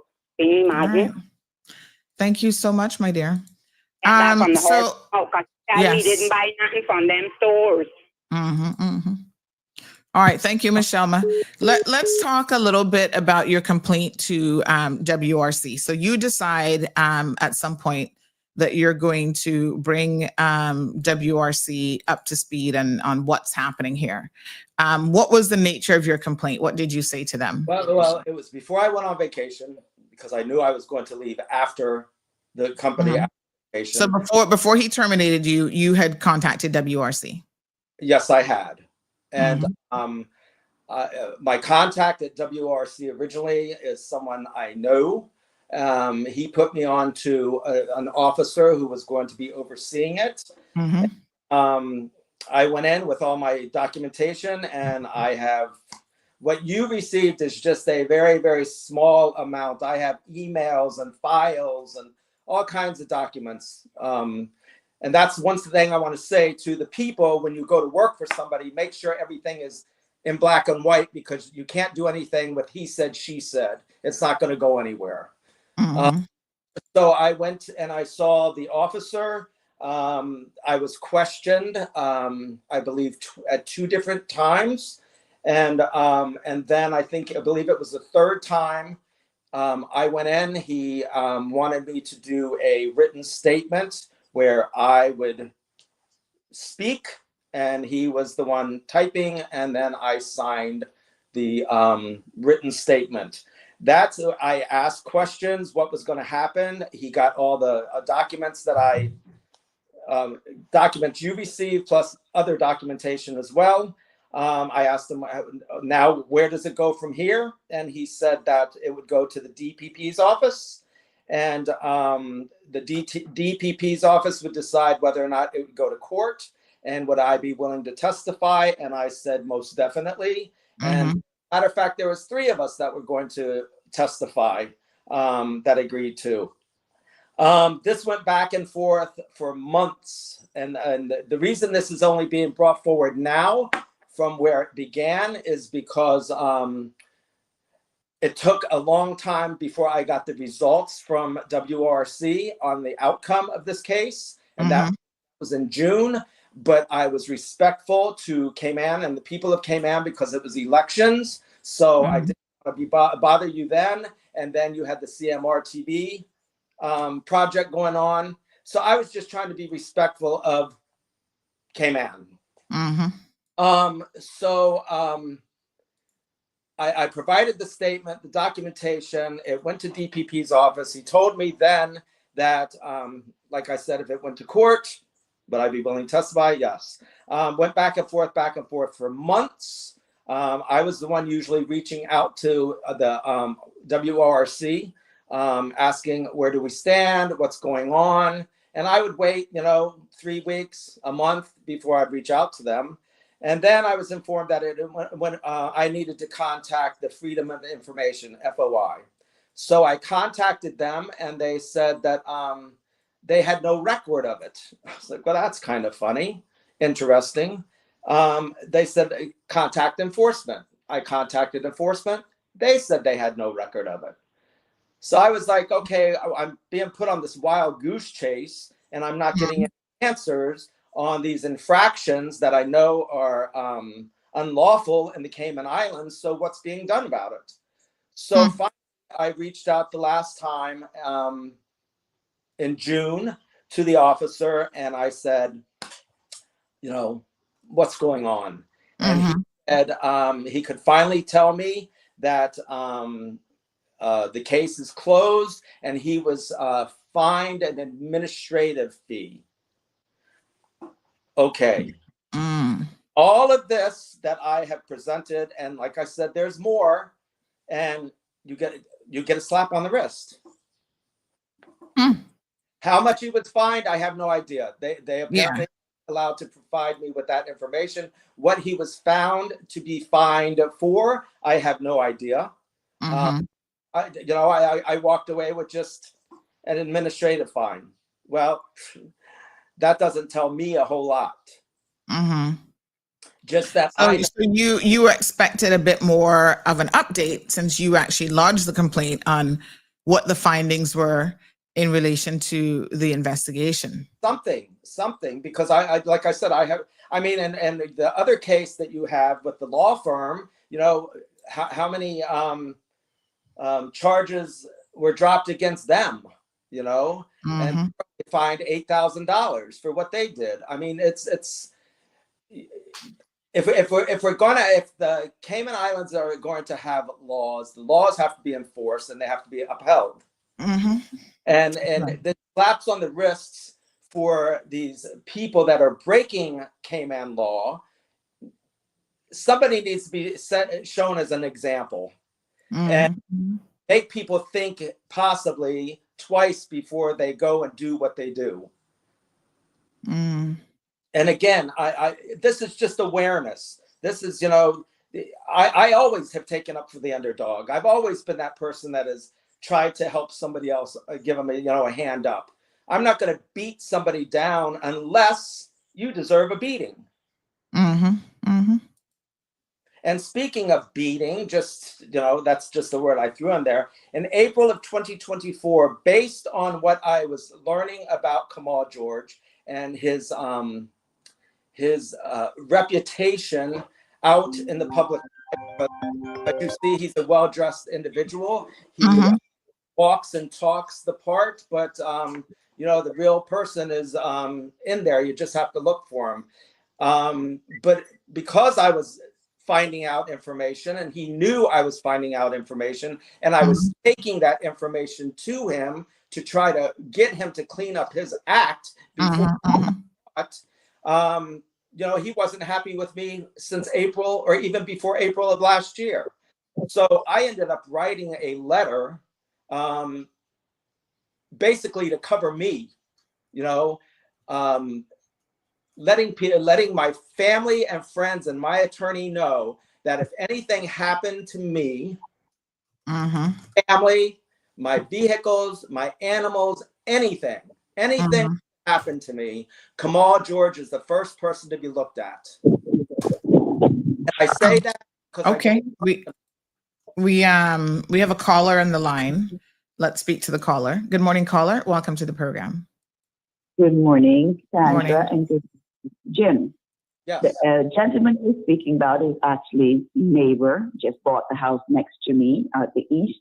I've talked to him about keeping his yard clean, and they were cleaning out a shed recently. There was I spoke to him about cleaning a mango tree that he has. He has not cut it yet, but I'm heading to DEH today with my complete. Very arrogant, and I have those people that are talking about building these mosques and everything. It's going to be very our country. London has more British people in it, and they have lost their control of taking care of London. And we are bringing them in here every day. Something told me this man was not clean. And I've seen what happened with my neighbor next door, where a young woman who was pregnant from Goa as well, decided to run into her garden, destroy her pond where she had her goldfish in, and took off. She got in her car, chased them, and she took weeks and months to get that settled and didn't want to pay her back. They were lying, saying it was the husband driving. When she caught him, she went to the police. She got a drag down. She had to keep on it. Finally, they eventually paid her something like 8 or 9 months. But where is our law enforcement enforcing these things? I know that Michael's going to have a very, very hard time, but these are the kind of people we don't need here. When they're dishonest, okay, we don't need them. They don't drive where they come from. They use bicycles, okay? They walk. And it's very hard letting a lot of these people in here that are causing hit and runs, running around and not doing what's right. Sandra, I want to say thank you, Mr. Jim, for also bringing this to our attention.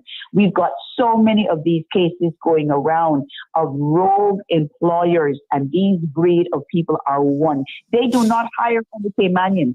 If you go on that waterfront, they've completely taken over the jewelry and souvenirs stores, and they do not hire any of us. We've got school leavers every day coming out. But yet they don't give back. They're a nation that don't give back. They only give to their own. And if they want to give back, they need to go back and build up their own neighbors, because a lot of their countries, Calcutta and Bombay and all of the other places, those places need help. They need help. Go back there. Let us keep what we have here for our own and help our own. And I'm hoping that Michael will come and talk to me so that I can show him how this man keeps his place compared to how I keep mine.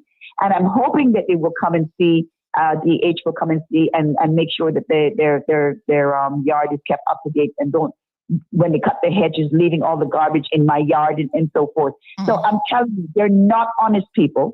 And yes, this man is very arrogant. And I knew, my tuition told me, not a good person. I knew it.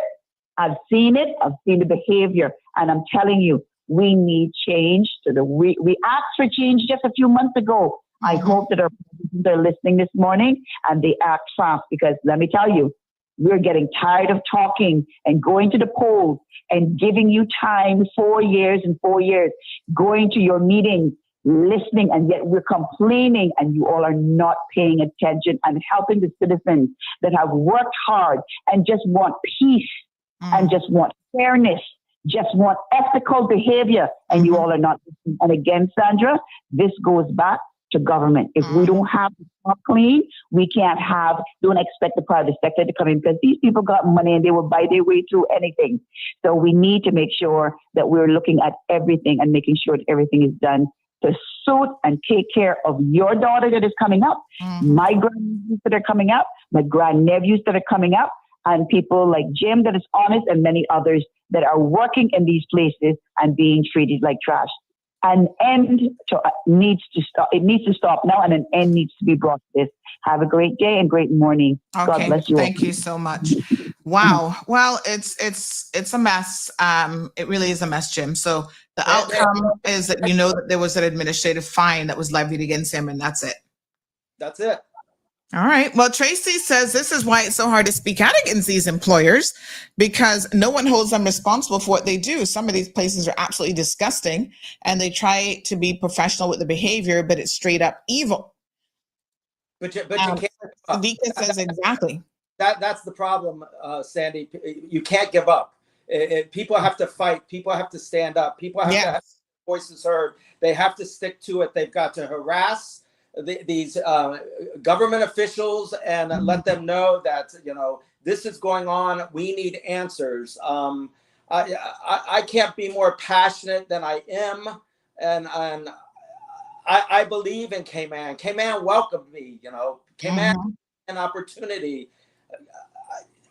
This is a privilege. Being here is a privilege, and far too many people take advantage of it. And I am so sick and tired of watching things happen the way they're happening and nothing getting done about it.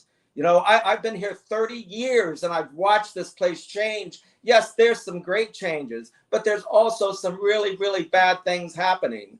And unless voices are heard and the people speak up, we can complain all we want. But until you really get up there and you make your voice heard, nothing's going to change. Nothing's going to change. Nothing's going to change. Yes.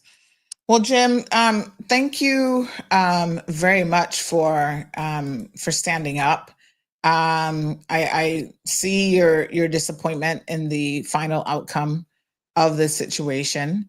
I'm disappointed for the employees. That's what I'm disappointed for. I'm disappointed for the employees that what they were subjected to and what they walked away with. They walked away with losing. They didn't get their money back. He was not made to refund their money back. You know, so nothing was good for them. What's good for them. I mean, that to me that seems to be in terms of the money that he extorted, that seems to be a police matter. So you don't have any idea when they passed the file on to the DPP's office. No, what they did. It's the Labor Department's responsibility, and this is so you filed a complaint with both Labor and Immigration? Yes, I did. The Labor Department basically turned me away for the most part because I was not the victim. The person that has to file the complaint has to be the victim. Well, I'm sorry, but these individuals don't speak up for fear, and that's something else we have to stop with all this fear mongering going on here. They would not speak up. They would not make a report. They were just afraid. So the Labor Department basically just closed the door on me and said, "Nope, sorry, can't do anything." But if I have the documentation that I had to prove what I'm proving and prove to WRC what I said, to credible information, why can't Labor Department do something? And if Labor Department can't, then the labor law needs to be changed somehow. And also let me make one more thing clear. So everybody knows. I have no ill feelings about the Indian nationals. Okay, I make that clear. I have no ill feelings against. This is again one individual, and I'm not saying that there's not more than that, because someone may mention of another company that needs to be investigated is Angels Janitorial Services, where they bring in Nepalese workers and have them here. They have to pay the owner of Angels $12,000 for them to take out a 3-month work permit. They have to pay for their own ticket. And once they get here, they do not have any work and have to work illegally, try to get another permit, or end up overstaying and getting sent off island. So it seems like there's a number of these rogue employers who are engaged in this type of activity. And I can't help but wonder, who owns this Angels Janitorial? I mean, it has to be a Kimanian in some form or another. And, the authorities have got to be willing to start looking at potentially not allowing some people to ever get a business license. Right. Maybe that's where we need to go next. We do have another caller in the line, and then we're going to wrap up here. Good morning, caller. Welcome to the program. Good morning, Sandra. Good morning, Mr. Jim. Morning. Mr. Jim, I just want to thank you for coming forward. I want to thank you for shedding light on some of the, I don't even know what to even describe it as going on here. It is really a shame on so many levels, and I'll speak to one or two of them that I'm just disgusted with what I'm hearing here. Number one, those stores are on the waterfront. Mm-hmm. Those persons in those stores are what is being, or are what are a reflection of our tourism product, yes, which it absolutely is not. Mm-hmm. That's number one, and that's a huge problem. Mm-hmm. Number two, Sandra, I phoned in about a week ago to speak mm-hmm. specifically about the issues with the labor law in Cayman. It is inadequate. You have labor infractions. You visit attorneys who will tell you the advice being given from DLP is unreliable. You can call today and they'll say ABC. You call tomorrow, ask the same thing, get someone different, and they'll tell you DEF. This is unacceptable. Mm-hmm. But we know and have known since Jesus was a boy mm-hmm. that the labor law is simply inadequate. Yeah. And we just kick the can down the road. Employees are suffering. I cannot tell you how many people come to me, reach out to me and say, I need help. Where mm-hmm. do I turn? This is what has happened to me. And these are persons who, some are on work permit, some are Caymanian. Caymanians don't have the courage to get up and say something because they don't want to be blackballed or blacklisted. Mm-hmm. And you have work permit holders who are here who are like, I just want to stay. So they'll, for lack of a better word, they'll just eat crow. You know, mm-hmm. But we know at the crux and the core of the entirety of it, the Labor Act is simply inadequate. It offers no protection. I am not sure why these labor offenses are not just considered strict liability offenses, the same way we consider speeding tickets, parking tickets. Those types of things, they should be strict liability offenses. And why are persons being given administrative fines and then being allowed mm-hmm. further work permits, allowed to hire more people? Mm-hmm. What are we doing? What is the punishment? What mm-hmm. is the deterrent? Yeah, you slap them with an admin fine, yeah, there has to be ticket, and on they go. Yeah, there has to be something more than that. In particular. Quite honestly, they need to start putting almost like a point system. Like you have this type of complaint against Correct. You shouldn't be able to get work permits that easily after this. I mean, come on. Well, again, and I spoke to this as well. The problem that we have again is the inadequacy of the existing Labor Act. When you liken something like unfair dismissal to redundancy, and someone is able to cut you a check for a couple of dollars, but it goes no farther than that because you need your money. You need money to be able to move on. That employer doesn't get reported. It's almost like a win-win. Mm-hmm. You know, mm-hmm. there is no absolute deterrent for abuse of employees in this country. And do not talk, and I do not stand corrected. Do not talk about the joke that DLP is.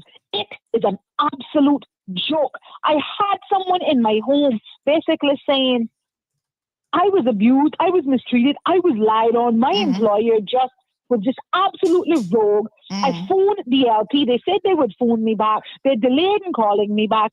And then when they did phone them, they said XYZ. And I said, no, that's not right. I took them to the particular part of the legislation. I said, this is exactly what the legislation actually says here. So I'm not sure why they would have said almost absolutely contradictory. And that is part of the problem. Mm-hmm. Again, we're talking about this world-class civil service. You have one department and everybody singing from a different handbook. It is crazy. It mm-hmm. is absolutely crazy. And you would think something like employment We need to get it right. Why is it that the Labor Department and Immigration don't speak to each other? Why is it that the Registrar of Companies and DCI don't speak to each other? What you just put up there on the screen for, I think the company is called Jivan, where he is demonstrated to be the only director. That is not what the law says. The law says that it must be the majority owned and controlled by a Caymanian. That means it must be at the bare minimum 60% Caymanian owned and controlled. Controlled meaning the director. It's in the law. People. I just want to clarify. You can have a resident company, meaning a Cayman Islands company that does not trade. To satisfy the trading component, as in doing business, it must be a 60-40 Caymanian owned and controlled enterprise.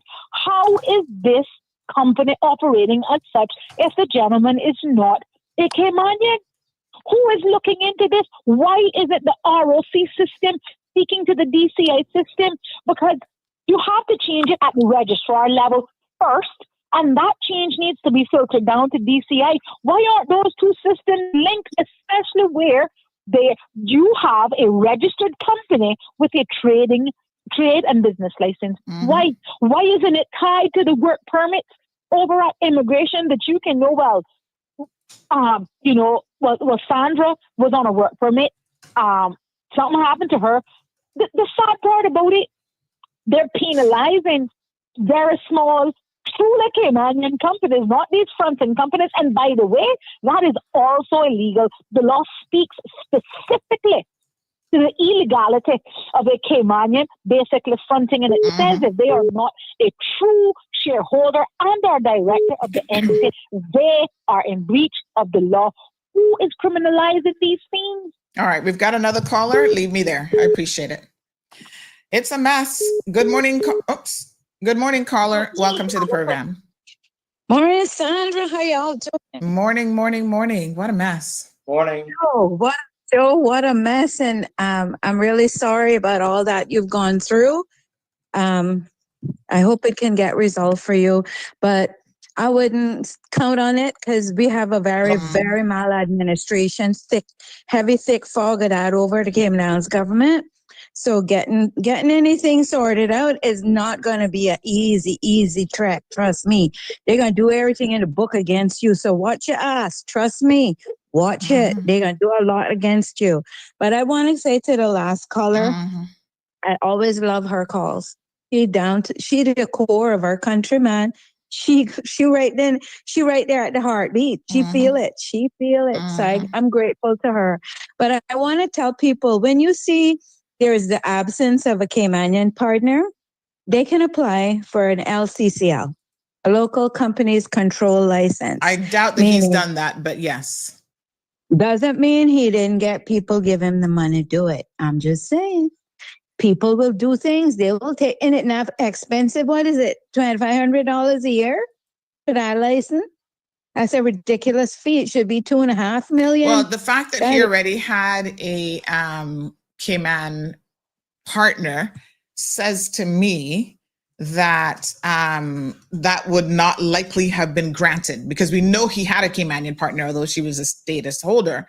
So I doubt that he would have gotten an LCCL after that, because he already had a Caymanian partner. So something, either he has status now and the share registry, I guess, has been changed and he's a sole director, or something is amiss here. I'm not really sure which one it is, to be honest. I don't know his name. I don't know if he's trading as a company or what, but we could go and look it up on the report section of the DCI. Yeah, I mean, I looked it up already with the company ROC, and he is a sole director of the company. And, Kamal George is the only name listed for Javan Limited. Yep. Okay. Well, I mean, he can be the sole director, as far as my knowledge of this. If he's even if he has a Caymanian partner, that partner does not have to hold directorship. They probably just a shareholder. They own shares. which is, percentage of the business. Yeah. That could be the situation he's gone with a partnership agreement that's on the side type of As thing. far as I don't know, know. though, she should still be listed on the as a director, because she's supposed to be not just a shareholder, but controlling interests of the company, which would be 60% director. Well, that should show up then on the DCI. They should show you. Well, the DCI, I don't think they tells you unless it's a person's name trading. Those reports they put out, they should tell you when it's a company and who the directors are. They should list them too. But, they don't do that. Otherwise, you would be able to find a bit more information. But it's just not a transparent country we're living in. They tell you we're transparent, but boy, that's like trying to peer through a 9-foot cement wall.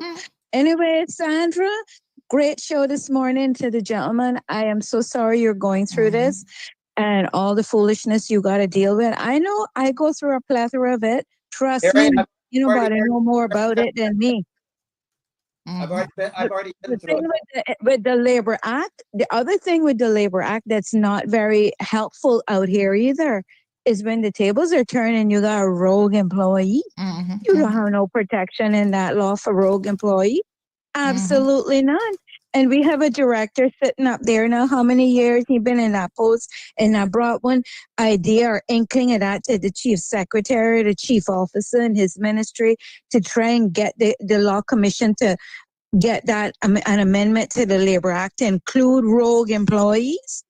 We don't have no protection out here. The money I have wasted as a micro business on all of the things that rogue employees has done to my businesses. My goodness, it is hard to come back from those situations. Our government not looking at it because they're not making the laws clearer and more conducive to our environment, which is very freaking hostile. Because on top of that, you got the civil servants out there competing with the micro business owners, as well as the front and Caymanians competing with the micro business owners out here, bringing in people that start business with on the 60-40 situation, just as a name, and they come in on a permit for under the business and they're 40% owner and they can work in the company. We're not looking at all the avenues that we need to start blocking up now. That is a bleeding situation coming out of the civil service. Block them up now. And all the ministers up in there now need to listen to this show this morning and get some ideas and now go back to the ministry and say, hey, we need to fix these things. And I need to get them. Our elected officials also need to this NCFC.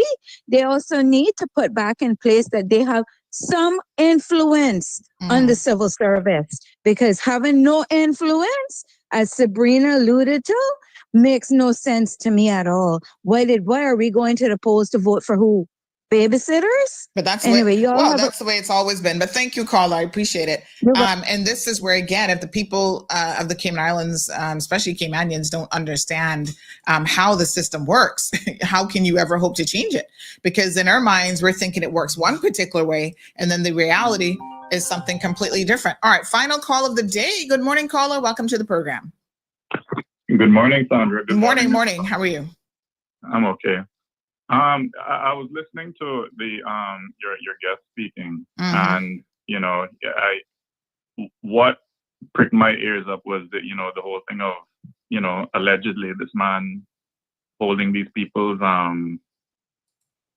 cell phones and getting and I mean, in my head, right, like most extortion leverage exists because status, wages, housing, the right to remain are all employer controlled, right? And if the worker has to risk deportation, homelessness, or even joblessness to complain, the law effectively incentivizes silence, right?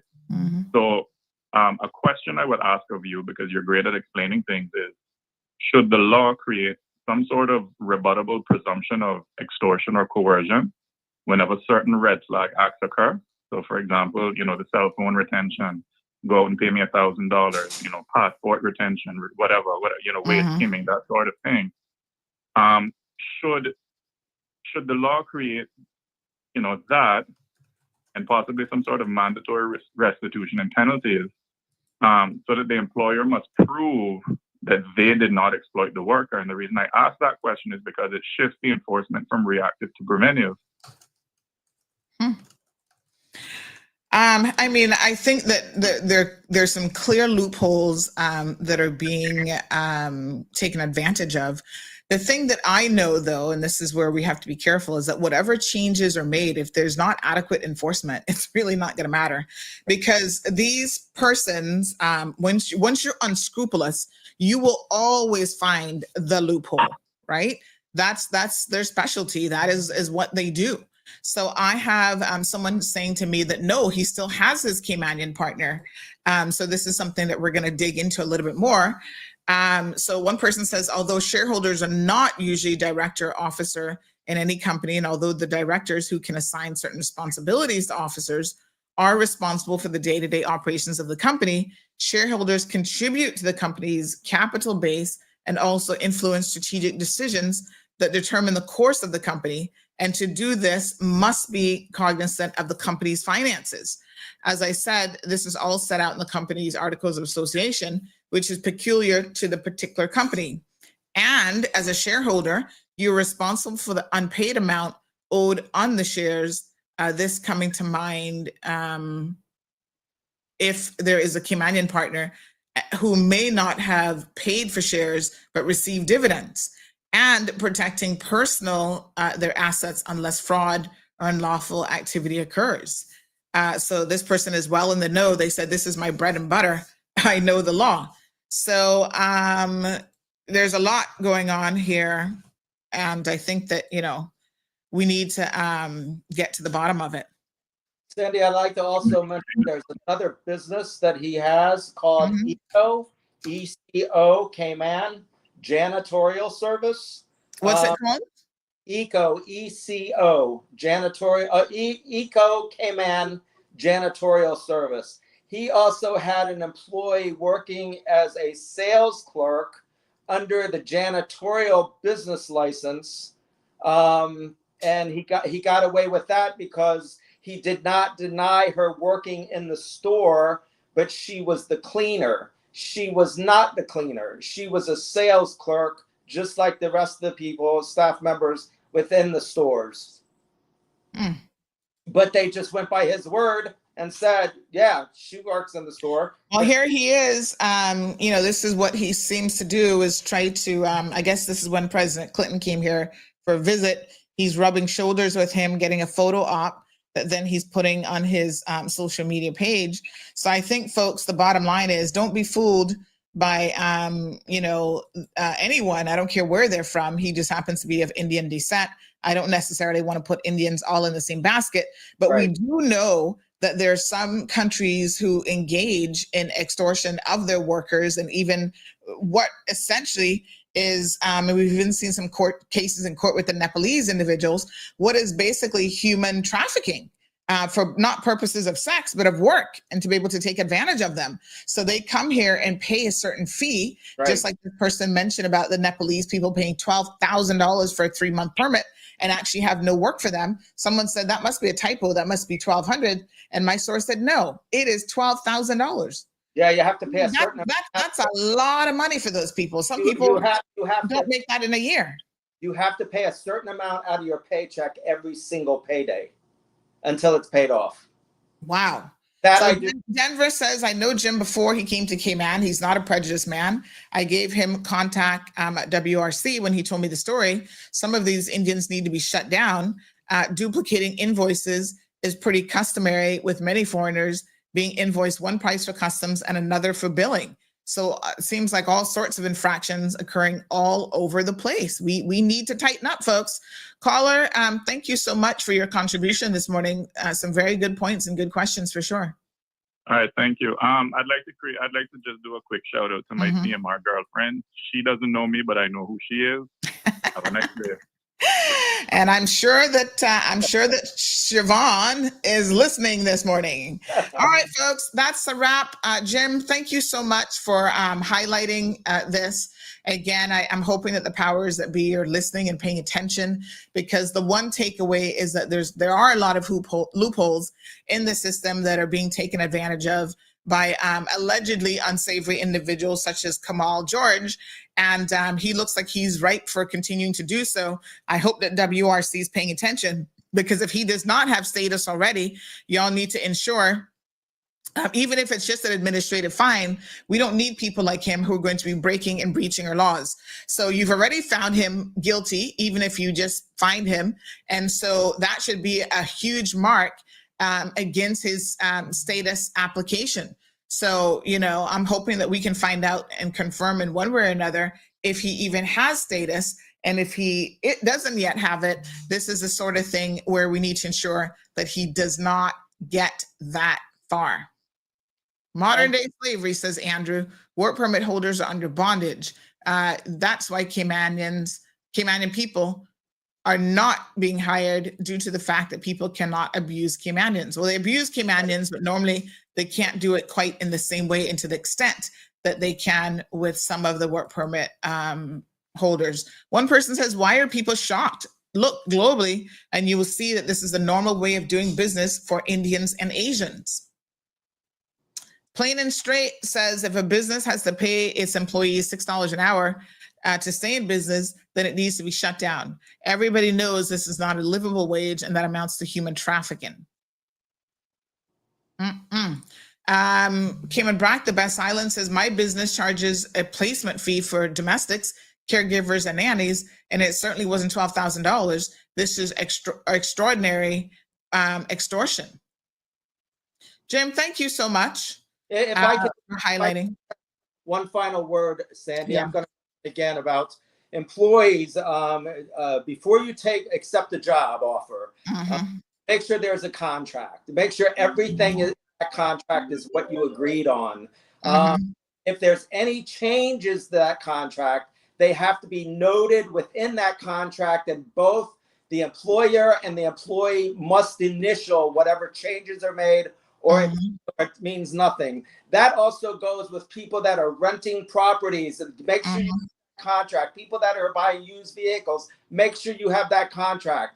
If you don't have this type of documentation, you cannot stand up for yourself. You have a paper trail. Keep everything. Keep everything. I wish everyone well. I thank you, Sandy, for the opportunity. And, stand tall and proud, Cayman. Stand tall and proud. All right, my dear. Thank you so much, Jim. Really appreciate it. Thanks much. One final caller. Jim, have a good weekend, and thanks again for coming on. Thank you. All right, my dear. Caller, good morning. Good morning. I know Jim is just leaving, but the point needs to be made still. Very quick, Sandy. I mean, people have mentioned the specific cases of how employers are behaving in a certain way, and the government is not doing anything about it. And I just want to mention a few additional things. First of all, what you've been discussing, first of all, is a political problem. Yes. The lack of a political will to make these laws, not just to make these laws, but you just mentioned a few minutes ago, enforcement, okay? And all those, they are really, at the end of the day, political enforcement problems. There is a lawyer, no names, of course. There's a lawyer who came from TCI and has been working in the Cayman Islands now for a long time. That lawyer was mentioned in a court of appeal judgment in TCI to say that he had paid some public officials for a work permit. And yet that person was able to leave TCI, came to the Cayman Islands, still has a practicing license, and is not just practicing law, but he's actually representing one of the leading politicians in the Cayman Islands. This was pointed out to me by a client I used to have. Nothing ever happened. The head of department, in the department I used to be in, openly mistreated a Caymanian there, and today that head of department is even a KC and still gets consultancy work from government. In the judiciary, there is a lawyer there who is from the Caribbean. I think she's from Trinidad, I think. She used to work in the portfolio of legal affairs at the same time as a Caymanian who also, they joined about the same time there. And then they both moved to the judiciary. That person, the Trinidadian, is now a judge, fully confirmed. The Caymanian, they could never appoint her a judge. She became a part-time magistrate, and finally she was forced out of the judiciary. You tell me what upskilling she needed after having been in the judicial system for 23 years. You have got a lawyer from way back. Again, the name is well known. I won't call the name. This lawyer falsified documents, company law documents, to help a client, an American client. And again, it was even reported in the paper. This is about 15 years ago. That lawyer is still in practice up to this day. So at the end of the day, and then, of course, there's this matter of some deletion of records in the judiciary relating to my matter. While they continued saying I was a vexatious litigator, I proved that a judge lied. 13 emails. And yet I went all the way even to the Privy Council. I lost. I came back to the Judicial and Legal Service Commission, came back now through the Grand Court, and now I'm waiting for a date of hearing in the Court of Appeal. And yet I have the documents which have been filed, 13, that she is a lie. So at the end of the day, it's all. I think we should continue to talk, but we should realize that it is only with political pressure that we can achieve anything. Look at the last election, for example. Why did the immigration and work preferences become like a cheap thing which now every politician wanted to talk about? It was because the people pressured the government, and that pressure has to continue. Otherwise, even these immigration and work preference reforms, which they are doing now, I really doubt that they'll have the effect that they are supposed to have, because they still sound like half measures. But we shall see in the end when the drafts come out. But I think the pressure has to continue. Otherwise, I thank you for the opportunity. It was very good to listen to your show today, as much as the subject matter is rather depressing. But it's good to know that people are fighting. Absolutely. Have a good morning. Thank you so much. Thank you so much. And I also want to, I see some of you saying, thank you, Jim. Island Pearl says, kaboom for Jim. And I think that, it takes, like he said, you've got to report these things. You've got to fight. Mr. Errol Lindo says these issues have been going on in Cayman for a really long time. And the more people remain afraid and the more that they refuse to highlight these things to the authorities, the worse that it's going to get. And so as Caymanians and even work permit holders and non-Caymanians, we cannot sit back and allow employers or landlords or anybody else to take advantage of less fortunate people. Just the other day, there was a landlord tenancy situation that occurred. And this young lady, there was a dispute about her $2,300 deposit, which was not being returned to her. And so, it's crazy because they came back and in my mind, there was some confusion about, I think they were actually confusing her with another tenant. But anyway, at the end of the day, I said to her, tenants, you've got to protect yourselves. Landlords, you've got to protect yourselves. One of the things that you should do when you check into property, you do your walkthrough. Anything that you see that needs to be addressed, you need to take a photo of it, but do a photo with a timestamp, because she was sending photos back saying, this is how I left the place. And the landlord company, the management company, was saying, no, that's an old photo of when she moved in. So there was no way to, end that dispute because you don't have a timestamped photo. And she hadn't really taken proper photos where you can even go and look at the metadata. So folks, there are apps for your phones where you're able to take it shows up on the phone, a timestamp, and that can't be doctored or changed in any way. That is what you need to do. So at the end of it, they couldn't prove the condition because they didn't take pictures either. It was their property maintenance guy claiming, oh, this is how it was fine. She's like, that wasn't my apartment. My apartment didn't have those damaged things. So I said, listen, you can't prove your position. She really can't fully prove hers either, although she had done a video and she screenshot like, okay, this door that they're saying was damaged or whatever by the washer and dryer, you can see in my unit, it was perfectly intact, right? My light switch is in the back of this video and it wasn't cracked. But I said, listen, $2,300 to fix a cracked plate switch, the light switches, and a door to put over a washer and dryer seemed a bit exorbitant to me. I couldn't see why even in Cayman, it would be costing that much money. I was like, come on now, something stinks to the high hills. So he came back and said, okay, we'll return half of her deposit. And I fought for her. And listen, this is a Filipino woman. I don't know her from Man on the Moon. And I fought for her and I said, no. I think the fair and equitable thing to do is at 75%. You return 75%, you keep 25% for whatever repairs you claim were needed. And in the end, he said, okay. And he agreed to that because I'm sure they didn't want to end up on CMR, honey child. So, you know, you have to try to be fair, but learn how to protect yourselves.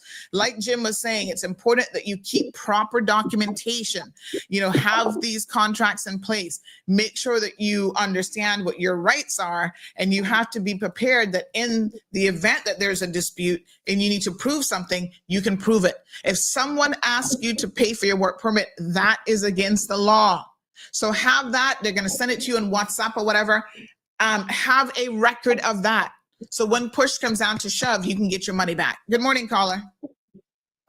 Quickly, Sandra, I just wanted to say thank you again this morning. Thank you for Jim. Going out to the same type of rogue behavior, you know, I've told you before, I've had several calls coming from law firms of how lawyers are acting, profanity they're using. My advice to these people were to log everything, keep a record of everything at home, the date, the time, everything that's happening. If they had a witness also saying something, but also record some of these conversations and these behaviors that is going on, because some of it, I mean, sometimes you don't have your phone with you, but invest in yourself in knowing how you can record things and so forth, because you're going to need evidence when you come up against law. And we do have racism in this country. If there's white British attorneys or foreign attorneys from Canada against a black Caymanian or a brown-skinned Caymanian like myself, I consider myself black anyway, but it doesn't matter. These are the kind of things that you're also going to come up against. So you already know there's a lot of stuff wrong going on here. And I agree also with Mr. Bill. It is coming from our politicians. That's what I said just now when I spoke to you. It's coming from our politicians. We pleaded, we begged for change. And yet we still have unethical behavior going on in the Ministry of Education. And I'm very upset. I'm very angry about that, because we should not be going down this road. What needed to happen was 28 Caymanians left that ministry with bruises in their minds, on their souls, their reputation. And those 28 Caymanians are some of them that traveled around the world with the minister that is in now. And he should have had a conversation with some of those good people like Ms. Tanisha Barnes and several others that went with him, so that he would have had a good blueprint, as well as his team. But you see, we don't want to talk to people. We forget about where we've been. We forget about the people that really helped us up the ladder. And then you shove your nose up against them and you start believing all the cockaboo. What you needed to do is to actually have your business plan and say, let me go back to the people that made me shine. Let me go back to the people and hear what they have gone through, so that I know how to change. Because I can tell you, I know that he's going through a rough time in that particular ministry. But again, it comes with our DG helping. For years, our children have been going off to school and scholarships, and he's not been doing enough to link our students back into the government. And then there's all kind of complaints that have not been addressed. And it's wrong. It is wrong. How long are we going to beg our politicians to do whatever? And I just wanted to say this morning. For my birthday, rather than having a party for myself, I will be having a function. And this is specifically for people that have been bullied in their jobs, male and female. It's going to be a breakfast. I want you to come and talk about it. I want you to get a hug so that we can hug each other and feel that we can all get together under one roof as Caymanians and know that you are human, you're important, you know, that we care about each other, and that, you know, you matter. You have a family that are raising and so forth. You matter.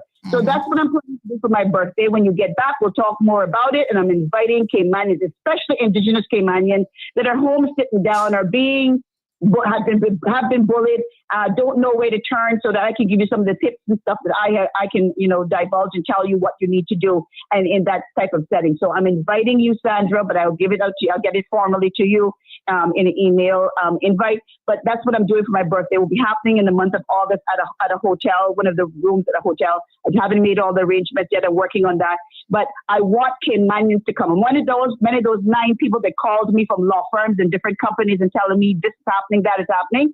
I want you to come. It's not a child's affair. It's really an adult affair. It's a day really for ladies especially, but men are invited too that are going through the same thing. But I want you all to come out and know that we care. We must stand up for one another. We must speak out, and we must get tips on how we're going to handle this. We have to do it. If not, we will not be here anymore. Thank you, Take my care, dear. darling. All right. Have a good week. All right, folks. Thank you guys so much.